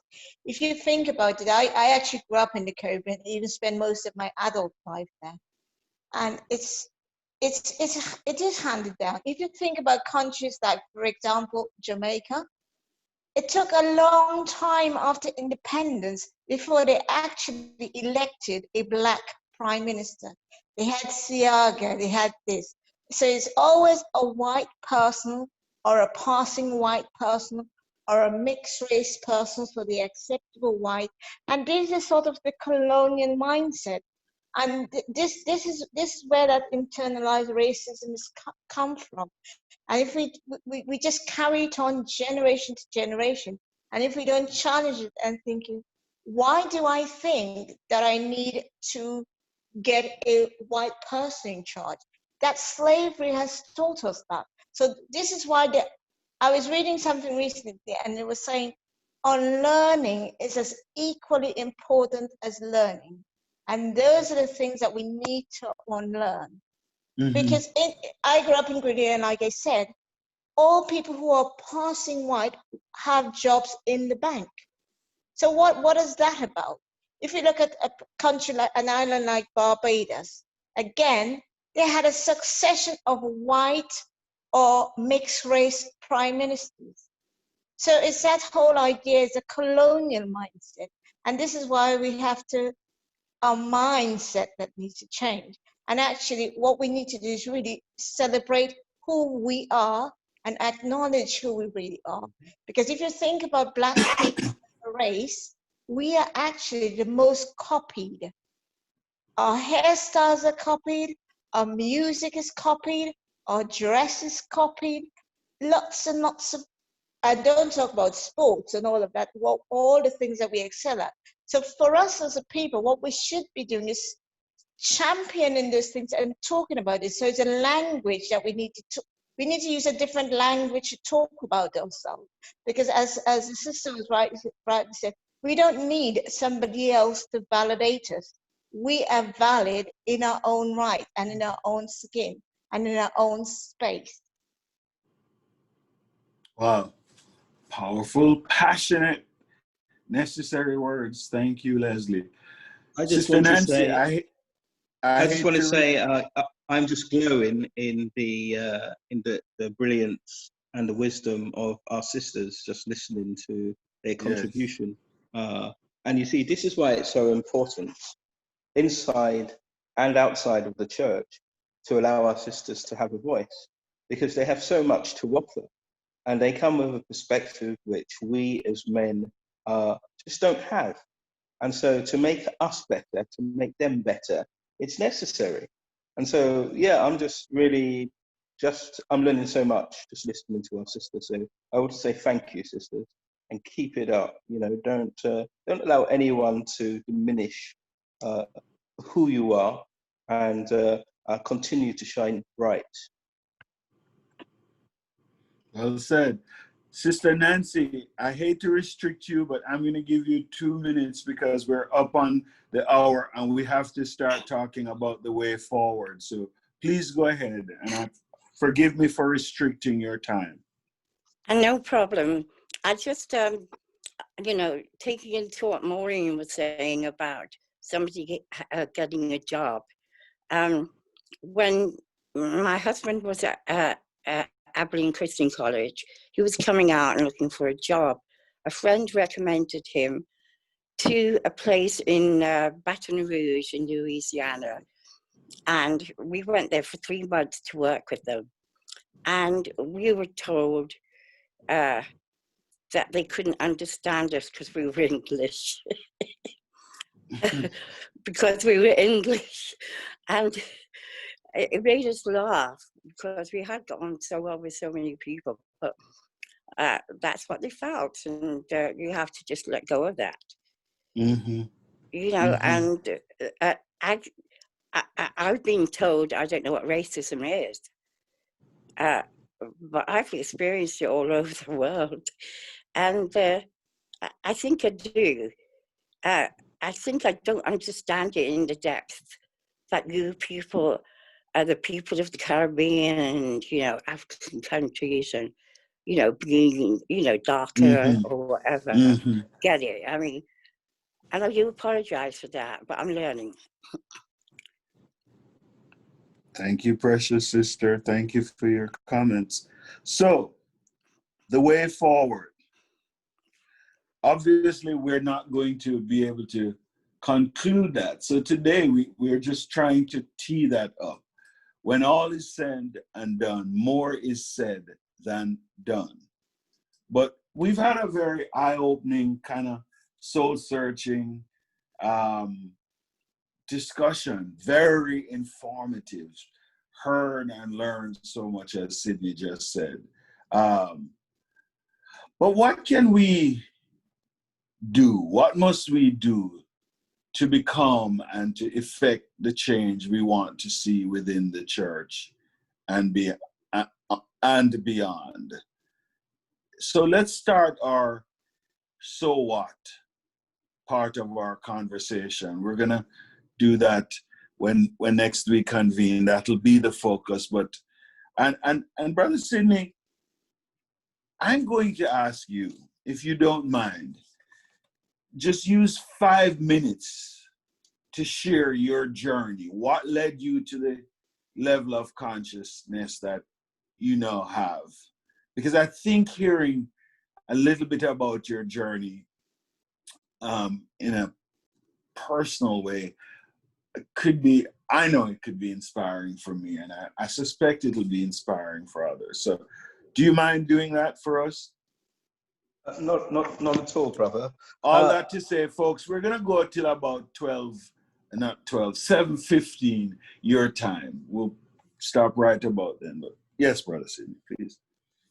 I sort of grew up in a household where activism, and what I mean by activism is standing up for who you are and believing that you are of great value, irrespective of what others may think.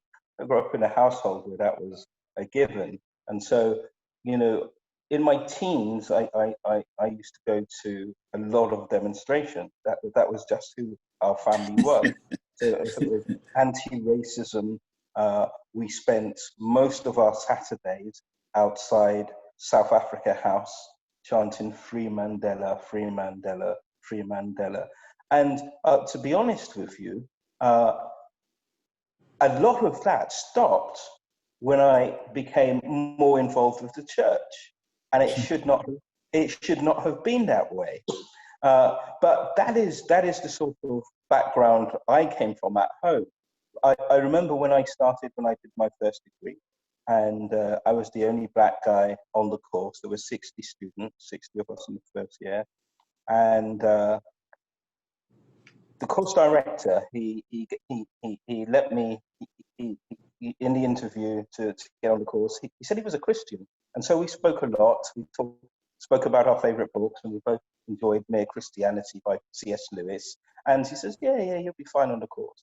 Within about 3 months' time, the man was saying to me, what are you doing on this course? What are you, why are you here? Because it's a very sort of white male profession I'm in. And so come the end of the first year exams, and I was a decent student. I wasn't brilliant, but I was, sort of 2-1, that sort of thing. My daughters are first class. But I was that sort of level. And I failed I passed everything, but I failed in valuation, which was his subject.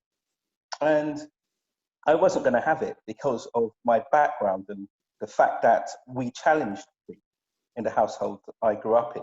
And so when I challenged him, the court, the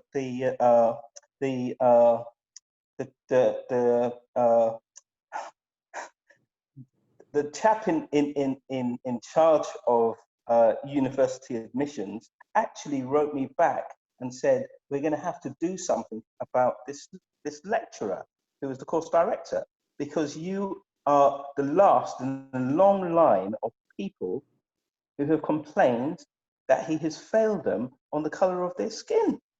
And you know what happened? This is a true story. I'm not making this up. He was sacked.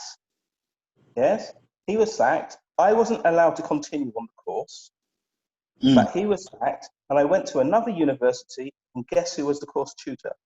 Oh, no. It was him. But you know what? I never, ever, ever had any trouble with him again. And that's because I stood up to him. I'm not saying as we move forward, I'm not saying he didn't do it to other Black students, but that's the importance of standing up when we're faced with the challenge of racism. We've got to do it.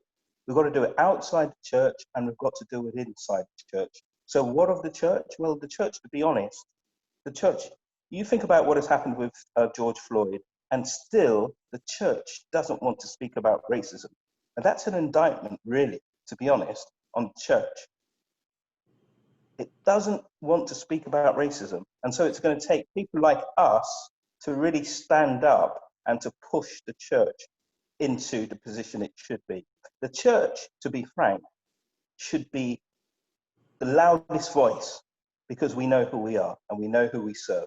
We should be speaking the loudest. We should be shouting from the mountaintops on this subject, and we're quiet and we're passive and we're last in line, so to speak.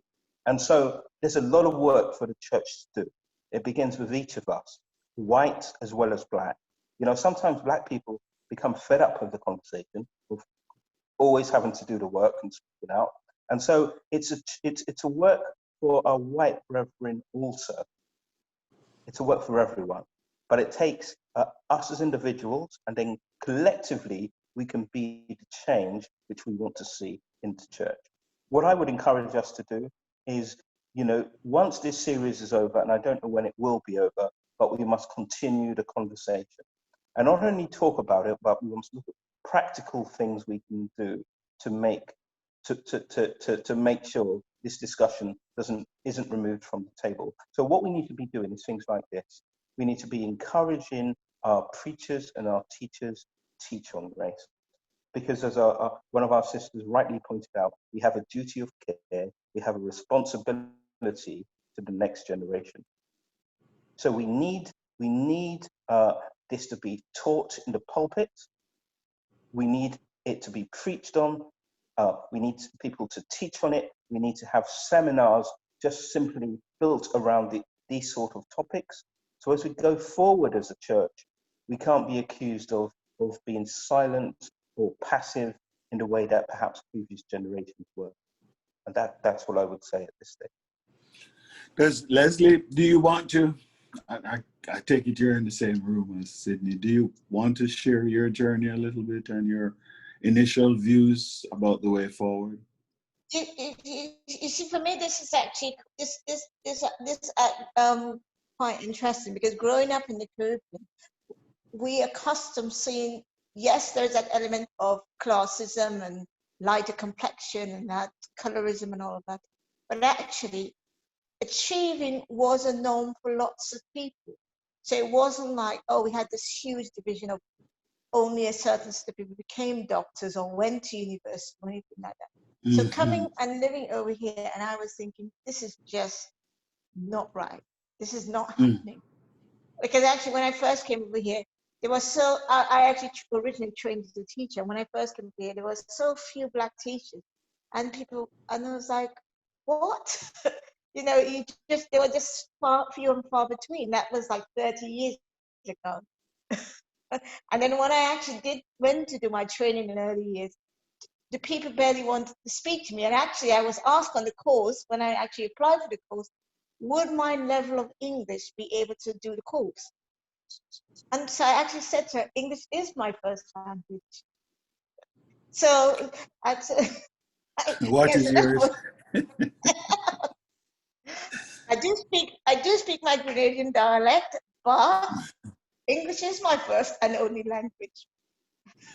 So that's the sort of thing. But I think what we need to really have to think in terms of us from a spiritual perspective is understand that as Christians, we need to walk the walk and talk the talk. So I am not interested in any part of Christianity which is going to stay silent on anybody's injustice, which would not preach the gospel of right and wrong, what our responsibilities are to the oppressed, to the poverty-stricken, and to the poor. And I would say it all starts with you as an individual. We have to get away from the idea that the building is the church. You are the church. You as an individual, Black, white, brown, whatever you want to call yourself. So it starts with me. That's what each individual needs to say to themselves. And that's the only way I think we could move forward and be really who we really say we are. That's my take.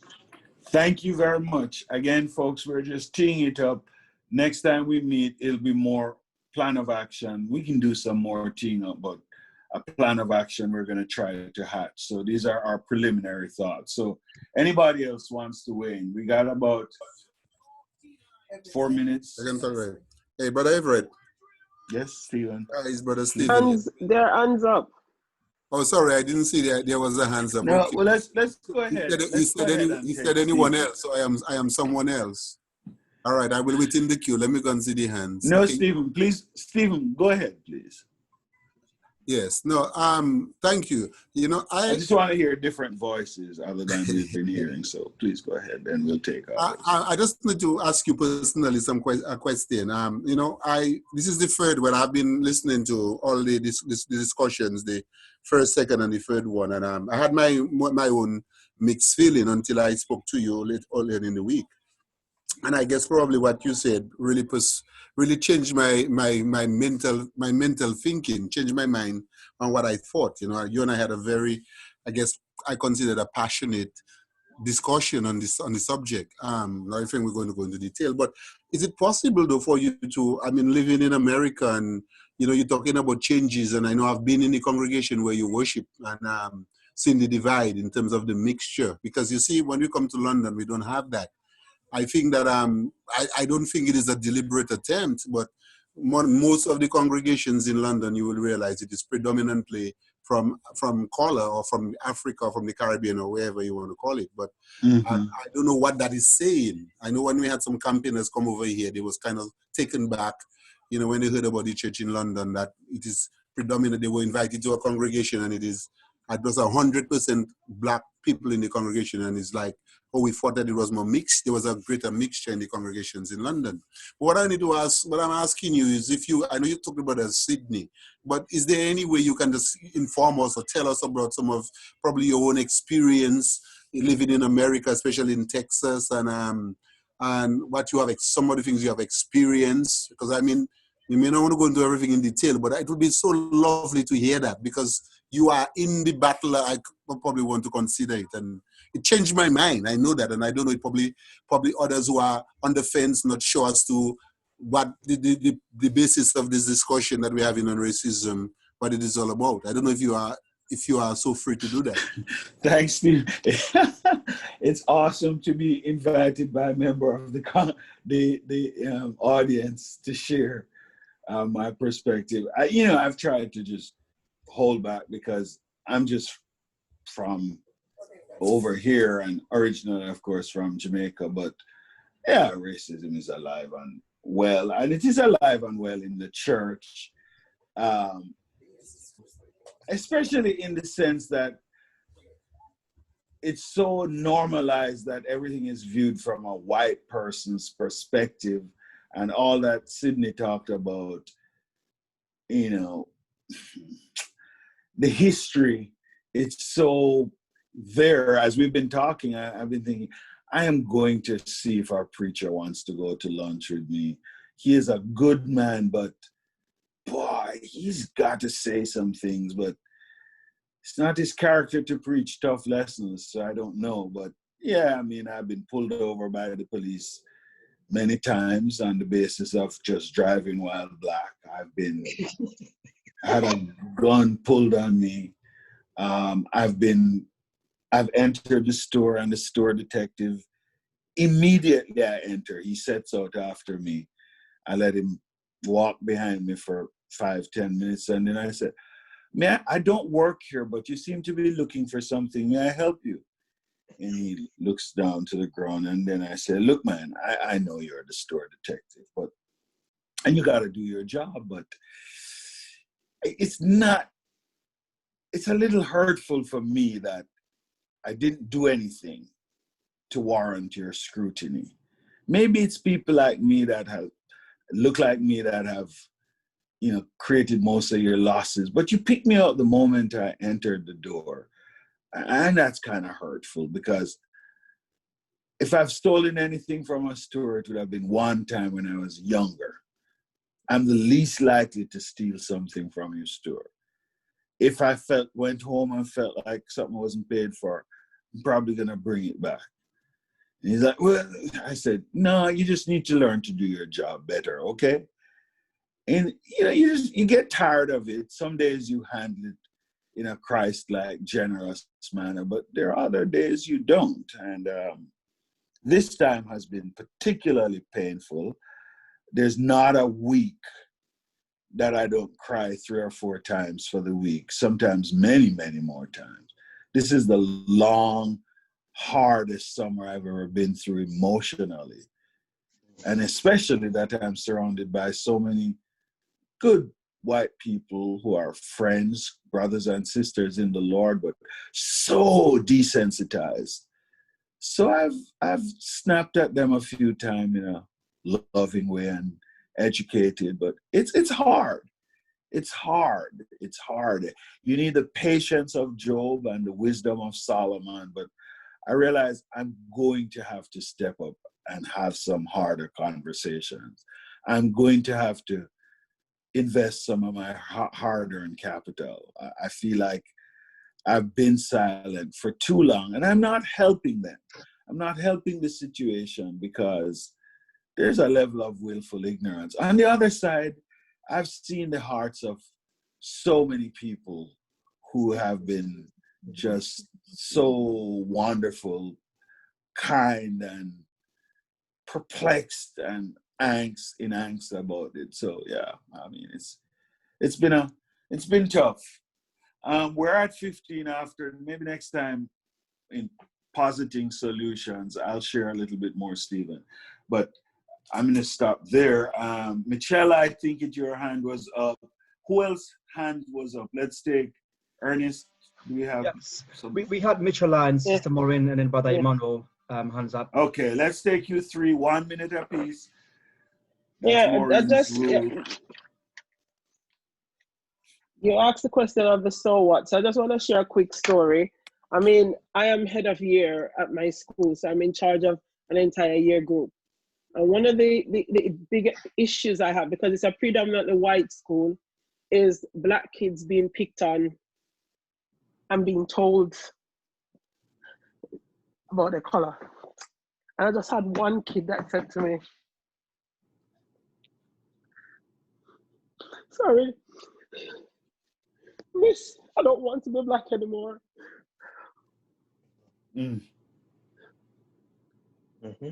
Sorry, sister. Sorry, take it easy. Sorry. And it was really heartbreaking. Yeah, it was breaking. So for me, that is one of the so what. As Louisa and Sister Leslie say, we have to start with the family. We have to start educating our kids, or have to making them feel good and let them know that there's nothing wrong with them. And I think this, and in the church as well, we have, because these kids coming up, they're also affected by this. And that for me is part of the so what. Thank you, Michelle. Maureen? Yeah, you know, it's heartbreaking to hear Sister Michella's emotion, but we know that so many Black kids, and you know, just feel so fed up with the situation, and they ask, well, why did God make me this way? I wish, you know, I were not Black. It's heartbreaking. And that leads me on to the question you asked about, you know, the so what. I think a big starting point is about us loving each other, respecting each other, not viewing each other with suspicion. Society may have, you know, we have worked on our minds or you know, to get us to be suspicious of each other, to think less of each other, and we have to be conscious of that and start working consciously against that kind of socialization. Stop propping up and reinforcing the racist system where we, you know, through our internalized racism, not just about self-hatred, but hatred of people who look like us.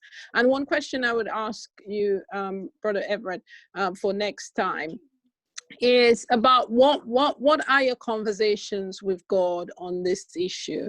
You know, do you ask questions of God? I mean, what are the conversations you have? It'd be great to hear other people. What conversations do you have with God on this issue of racism and the plight of Black people? Yes, ma'am. Thank you very much. And finally, Brother Emmanuel, you have the last word today. Thank you very much, Brother Everett. I mean, mine was going to be along the lines of Mitchell's. And as I was preparing for this, I came across one of the music that I normally play when I'm having an assembly with the my school, especially in my class.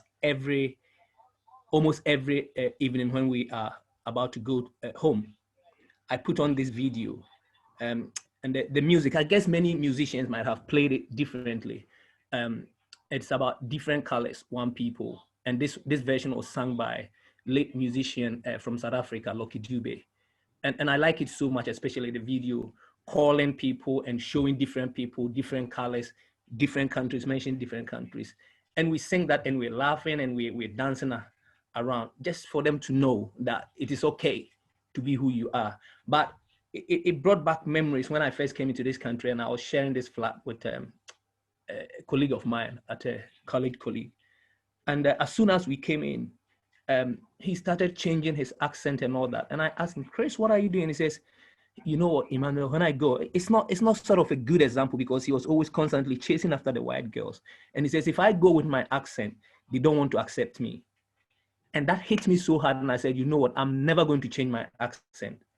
And because of that, I stayed true to who I am. It was not until when I started teaching that I realized that there are certain things and the way I pronounce certain things, and with some of the phonics and all that, I had to learn so that the children could hear me. And I have stuck with that because why would I have to change my accent in order to be accepted or to fit in? I never did. And I had an experience when I was working at one of my early companies that I worked with. There were people that I went out with. We were in a team, we were one crew. We could go cook together on the train, crack jokes, and we laughed. Everybody could hear anyone. We could understand anyone, everyone. And then 6 months down the line, I became a manager. And then surprisingly, all the people, especially the whites that are who are my friends on in the crew, there were rumors going on there, people talking about me. Oh, whenever I speak, they cannot hear me. The same people that I sat, cracked jokes with, cooked, and we ate together, we saw nothing, they never complained. And as soon as I became a manager over them, it was like they cannot understand my accent. And I felt, why? It was hard at the time. But one thing that comes to mind is that if you read the book of Genesis chapter 1, verse 31, it says that the first part of it, God saw all he made, and it was very good. It wasn't just good, it was very good. All that he made, blacks included, whites included, all manner of colors included. And as Sister Maureen said, we've got to start to discuss this with our children, share with them, encourage them, to let them know that it is okay being who you are. Don't succumb to what others say. It is okay. God has seen that everything he's made is good, including us. So that is what I just wanted to share. Thank you, brother. Well, we are, after all, the ecclesia, the call of the church, that is of Jesus Christ. And it's shocking that we've had to talk about how when the church was being restored in places like America, no close look was taken at Jesus to recognize that Jesus preached and did in fact embody an inclusive love. Truly, Peter's confession, I now see that God is not a respecter of persons. For in every nation of men, the person who works righteousness is acceptable to him. We know that. And we've got to live that. Maureen's question is incisive. What do you say to God in the light of this? I think it's Elisa's comment earlier about it's not a burden, it's a privilege. Ours is the privilege of turning up the light in the world, and it only takes a spark to get that light, that fire going. I'm so pleased that we've begun these discussions, these conversations, and let's keep praying, and let's plan to come back next time to share more about our individual journeys and what we've done. And I think there is a passionate call coming forth for focus on the family in our congregations, attending to this matter. So I imagine we need a plan of action on that. So come prepared to share practically, and let's see where the Lord takes us in this. Thank you for your participation and your attendance today. I turn it back over to our moderator, Brother Dankwa. Many thanks. Thank you all, brethren, for your wonderful, insightful contributions to this discussion. I think it's been really, really great today. And Brother Everett, also thanks to you for being ever committed to us and helping and guiding our discussions. I think today has been, one of the tops of the discussion so far. So thanks everyone for everything. And one thing, Ernest, we owe Leslie and Sydney a debt of gratitude. Oh yes, I was going to go to them next. Their break. Yes. They're on break, and yet they. Yes, I was going to highlight that. Yes, you took the words out of my mouth, Brother Everett. Thank you. Go ahead then, please. Yes, Brother Sydney and Sister Leslie. I think you know how much you put into these discussions, and the comments and thoughts that you've shared with us. It's been so practical, so touching, and we owe a lot to you. Thanks so much for being there for us, and we're hoping that you can be with us throughout the rest of the discussions. So as we're wrapping up today, we are going to have, Lord willing, we're going to have our fourth session, and hopefully it might be the final one. Today we began the so what, so we're going to dig deeper next 2 weeks from now, fortnight from now, and hopefully wrap up on the discussion of racism. But as Brother Sidney said, hopefully it won't be the last. We will still continue to work in the background to encourage everyone and support ourselves, those who are going through various challenges one way or the other. Like I said before, it's been truly, truly uplifting, for all of us here listening to one another. And for those of us who have joined the session for the very first time, we have been recording each and every one of them. So if you're interested, kindly let me know, or let you know, the men know at Stratford, and we will push the recording link to you, so you can also, you know, follow through the discussions from the first session to now. I would want to thank each and every one of you once again. May the Lord be with you and keep you safe until we meet again. Apologies for the extended time or the delays we've had today. I think it's all good for us. And I know to God be the glory. He will continue to be with us and keep us in Him, that we will go through these discussions together and edify one another. Thanks a lot for being with us today. God bless you all. Before we leave, can I please humbly ask our dear brother Daniel Martin to lead our thoughts in the final prayer, please. Brother Daniel.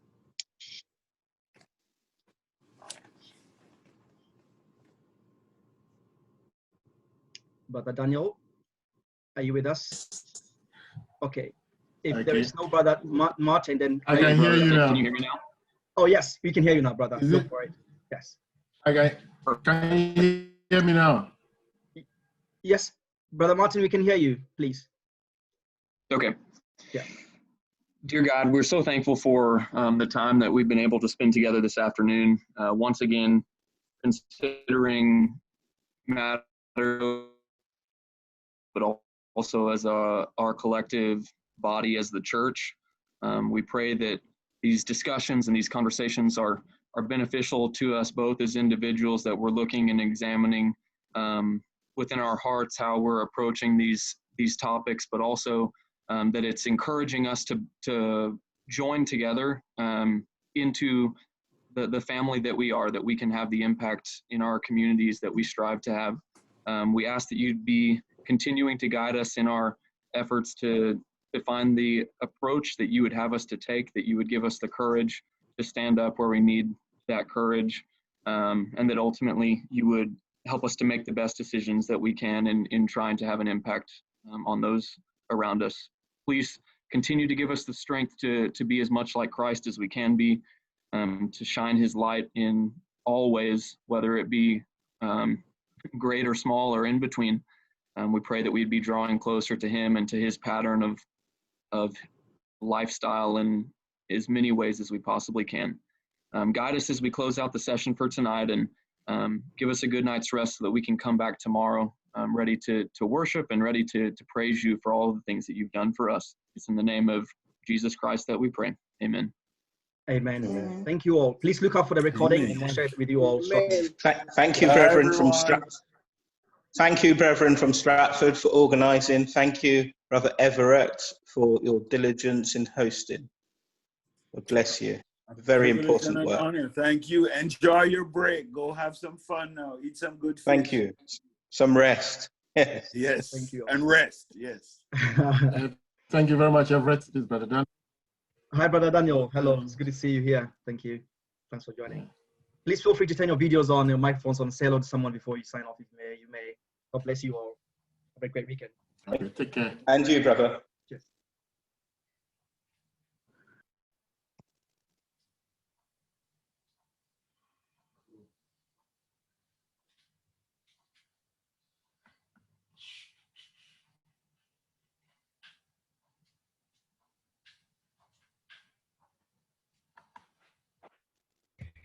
Hi, Brother Daniel. Hello. How are you? I'm fine, thank you. Very well, thank you.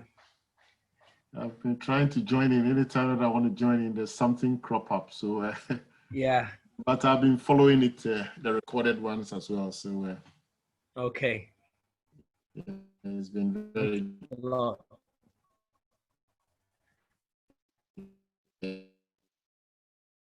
I was thinking, is it me? Someone else? Well, and I was stuck on, my computer was hooked up to a Bluetooth speaker, and so I couldn't speak into it, so I was trying to get it disconnected. Hi guys. Thank you, great to have you. Sorry I couldn't join in towards the end because I was out and it was a bit noisy and I didn't want to disrupt the conversation. Well done, Louisa. Well done for making it. Yes. Hello, Brother Daniel. You got two Daniels here, Brilliant, Brother Daniel and Brother Martin. always, Daniel Martin, yes. How are you? Oh, hold on. Where are the boys? Yeah, can you see me now? Yeah, I Here you see are. you. Hi, Sister Lisa. Good to see you. Why have you put them to at the back? What? Oh, there she is. Troublemaker. Huh. You see, running you around. Oh gosh. Yeah, Boys the are same. nuts. I realize boys are crazy. Okay, yeah. Hello there. Hi, Junior. That is why I'm not a boy. He said hello.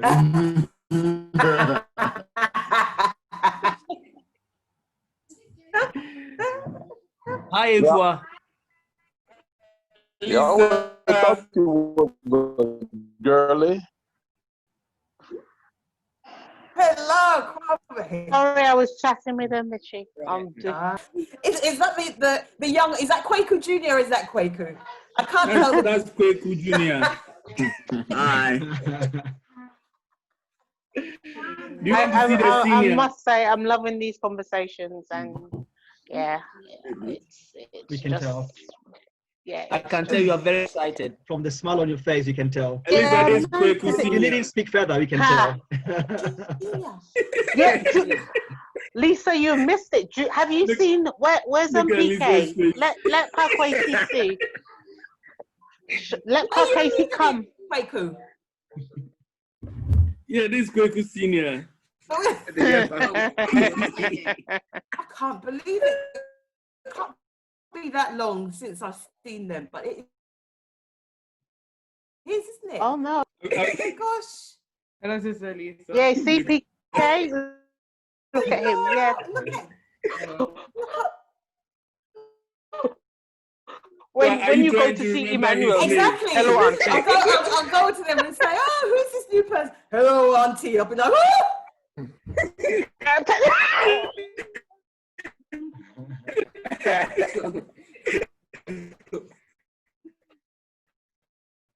When you come to see him, hello, Auntie. Yeah. It's like, whoa. We're saying you stole someone's voice. Give the voice. They're not babies anymore. Oh my gosh. Nope. That's really making me feel old. Thanks a lot, people. You're welcome. Anyway, guys, I gotta go. Old, isn't it? Sorry? You're not allowed to go, Louisa. Why? What's happened? Yeah, why am I not allowed to go? Because we're enjoying your company. Why would you want to go? All right, no, they're enjoying your company. Yes. Whatever. Yeah. Right. So, Elisa, where are the boys? Really? I've tied them up in the garden. You see, that's sexism, yeah? No, if I had daughters, I would tie them up as well. No, she would. She would. No, I can concur. She would. Yeah, She's I an equal don't discriminate opportunity like that. discipliner. Yep. Yeah, I don't discriminate. Yeah, I could use the rope can be used for both genders.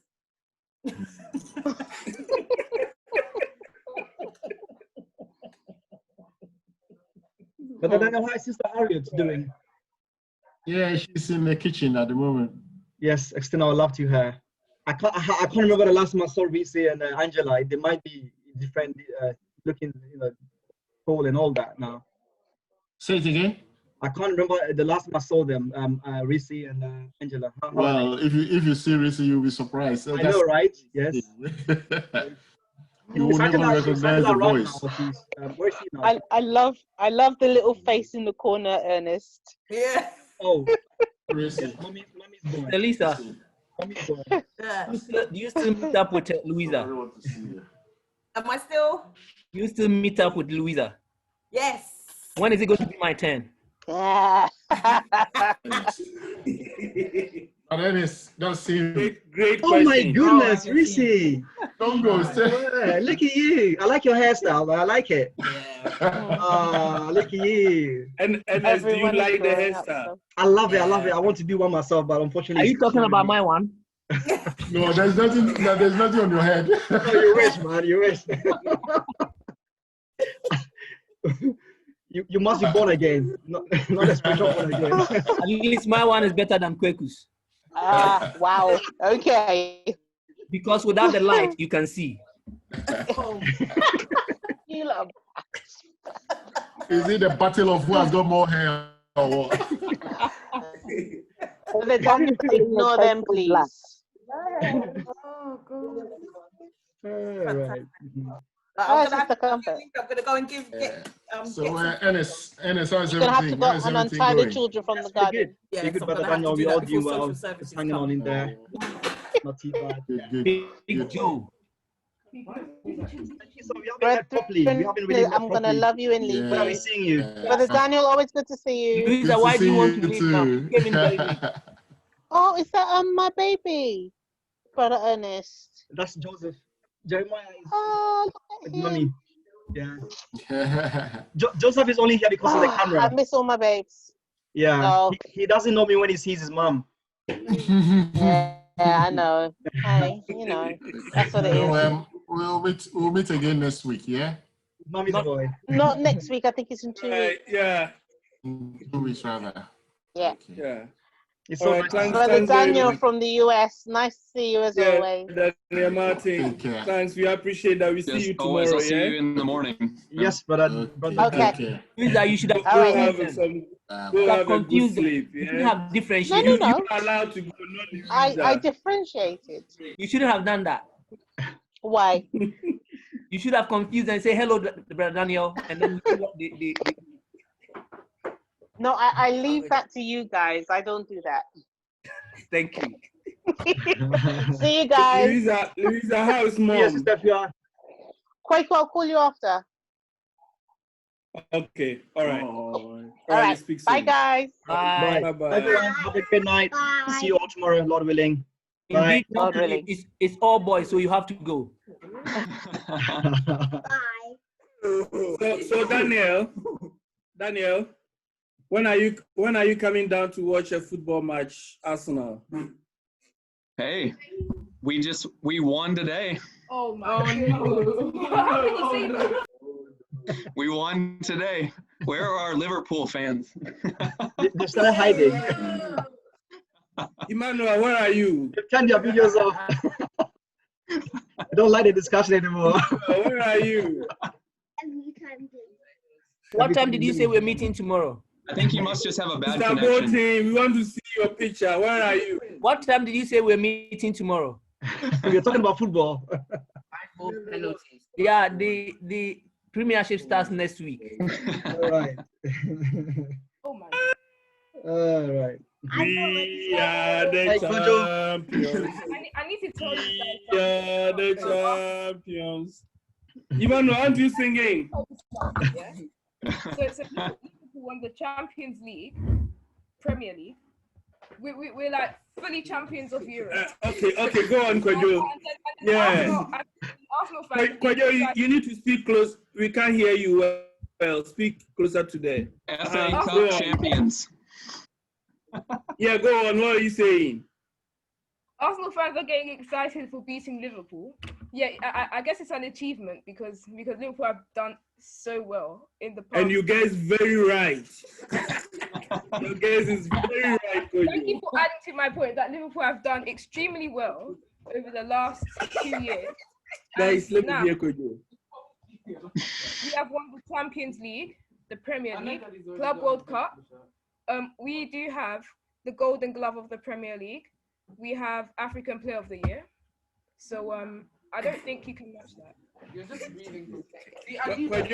Kwajo, the issue is Liverpool played Arsenal today, and Arsenal beat Liverpool on penalty.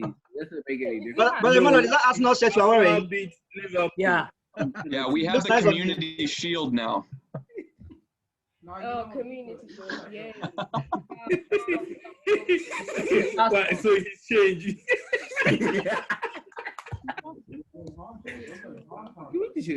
I thought you'd be ashamed of yourself and you'd be hiding your t-shirt instead. We gifted you that. Yeah, thanks for being gracious. Yeah, thanks for being gracious. Yeah, so Daniel, let's know when maybe after the coronavirus, let's know when you're coming and we go and watch, Arsenal beat Liverpool again. Yeah. Oh, yeah, Well, you hey, know- that's actually the focus of tomorrow's Bible class. Is going to be the game today.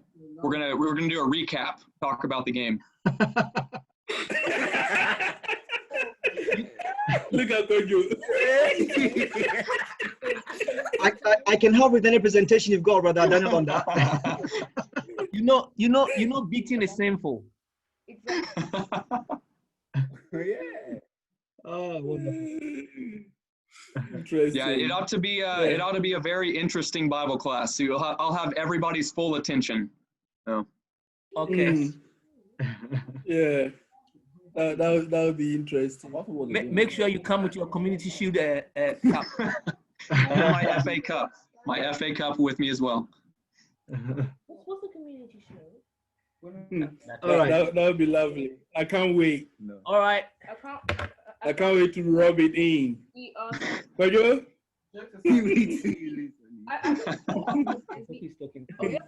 Are you okay, I can Kojo? see that you're not a happy man. Kojo doesn't look happy. No, he doesn't. No. Yeah, you see how he's shaking his head. Yeah. I'm okay. You can understand. I love Arsenal. So change your team. Change your team. They need to prove their limits when they're playing From a the best team to the worst team. That doesn't make sense. Did you hear what somebody is saying, Daniel? Did you hear what Kweku said, Daniel? No. What's up? No, I just said, well, okay, mind your change from the best team Liverpool to the worst team Arsenal. It's a massive difference. And they almost broke Man City's record in scoring. Hold on. Who are the people at Stratford that just join on to whatever the best team is that year? Who are those people that don't have a loyal following to a team? Yeah, he's one of them. He's one of them. And his mom is one of them. It's okay, but no. Any team that wins, they support. No. PK and I like that. So now that Arsenal has won FA Cup and has beaten Liverpool, I'm sure they're all going to join Arsenal. No.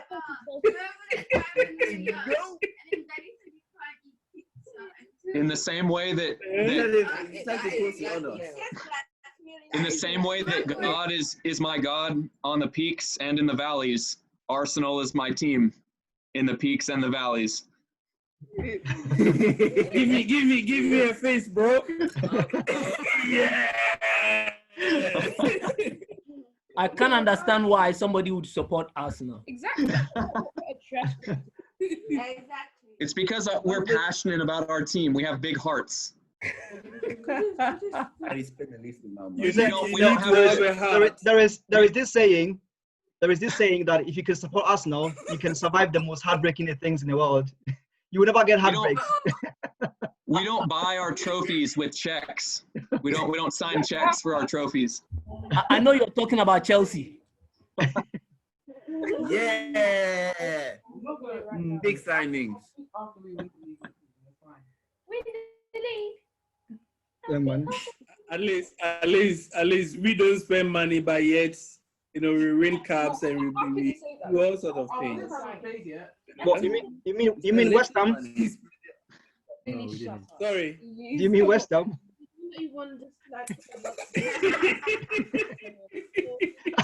Why? It's your wife's West Ham. The only cup I know we've been winning is FA Cup and Community Shield. I'm not laughing. Yeah, West Ham reputation. But I think we've got a good chance. The new crop of players coming up, so maybe we should keep our fingers crossed. Never know. Ooh, Arsenal. You are an Arsenal man. You know you need to have a heart. You must have a heart. As for heartbreaks, I'm immune to heartbreaks now, so I can see of Arsenal.